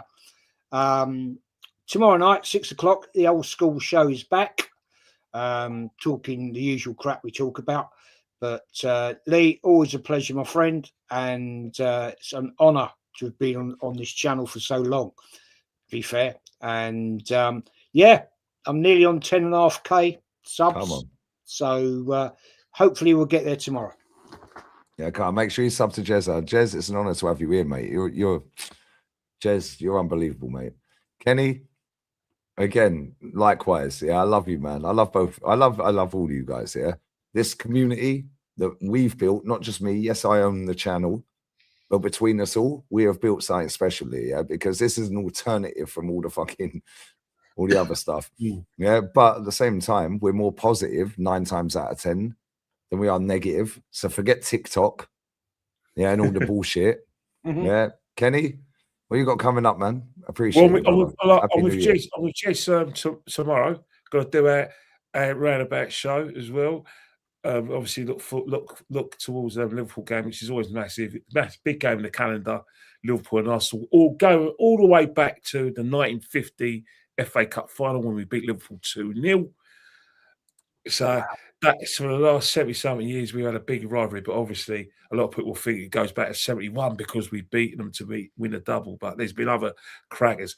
But one thing I will say, Martin O'Neill is now the interim Celtic manager. They should have kept him. They would have won the fucking cup if they had kept him. Should have kept him. Football. They lost the cup final to St Mirren. I'm fuming. Yeah, I know. The FC. It cost me a fortune. So just shows you in football, the best man for the job was the guy you had in the first place. And apparently, for everyone out there, this is how you pronounce.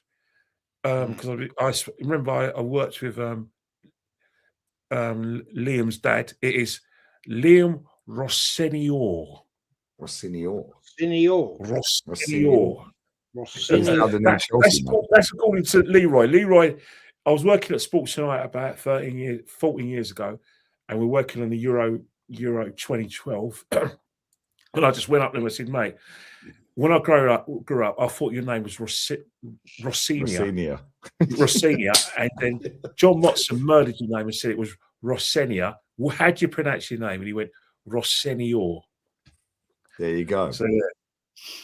Big ups to everyone locked in, man. Make sure you sub to all the guys here. Matty's link's pinned. He wasn't here. He was working today. He couldn't make it. But Happy New Year to Matty as well. Yeah, DJ B, he's going live as well with Aaron right now. Jez is bouncing straight over there. Obviously, follow Kenny as well on Instagram. All the links are pinned. And I just want to read this last comment out, if I can find it. Yeah. It says, Cobby Mino liked a meme with your face on Instagram. What does that mean, bruv? If you can find it, email me at the links in the description of this video. Cobby Mino now knows that I'm active. That's crazy. Well, I'll tell you one thing. The Ganacho liked Man United's announcement that Amorim got sacked. Oh, wow. Ganacho liked that announcement. He liked it. He approved of Amorim's sacking. Wow. So crazy. Well, the next Ronaldo is now slumming it at Chelsea. The question is, to me, George Graham or Wenger? George Graham, mate. Georgie Graham. George Graham all day long. There you go. Yeah. There you go. And on that bombshell, we're going to raid Aaron. Yeah, he's going live with Jezza and DJB. Make sure you follow Kenny Ken 1972 on Insta. I'm done for the whole day. I'm done. Tomorrow I'm back with Roni, with Rants. Yeah, he's going to probably turn up with the shades on, thinking he's slick. Yeah, now I'm going to probably sit there with a balaclava on, hiding. Hey, fucking fuming. They sacked him. I can't wait to see Rance's face when they say that Darren Fletcher's got the job for the rest of the season. I can't wait to see it. I can't wait to see his face when they announce fucking Gareth Southgate, mate. I've been telling him for 2 years, yeah. Gareth Southgate. You know what? Even I'd be angry on his behalf if they get that bloke. Nah, fuck them. It's Man United. Kenny, fuck Man United. Fuck Chelsea. Fuck Tottenham. But you know what? I don't want that dog. The thing about it is that I actually got a reprieve from not having to hear his voice since he left the England job. I don't like to hear from him. I don't want to hear his voice. He looks like he's concierge at the Dorchester, Kenny. He's concierge at the Dorchester, isn't it? I know. Exactly. If I hear his voice again, he's a good speaker. It's too much for me. Very well spoken. Yeah, I know. No, there's no emergencies, mate. I'm done for the day. I'm done. I'm tired. I've had a long day. I've had a long day as well. But listen, sub to all the lads. We're out. I'll be back to get again tomorrow. There's going to be football on tomorrow as well. The Spanish Supercopa. The Supercopa and there's Premiership football, Lee. There's Premiership football. Kenny, come on. Well, I'm going to bounce. No, we're out. Yeah. I think tomorrow. No, Jezza, I love you, man. Appreciate you, brother. Yeah, tomorrow there's Copa del Rey. There's loads. But listen, we'll do that another time. Jez, appreciate you. Happy New Year to you and your family. Kenny, happy New Year to you and your family. Same with DJB. Happy birthday to him as well. Matty, community, love. Show Aaron some love on his channel and spam the chat. Yeah, we're out. Adios, ciao. Take care, all. Take care. Yeah, feliz año nuevo.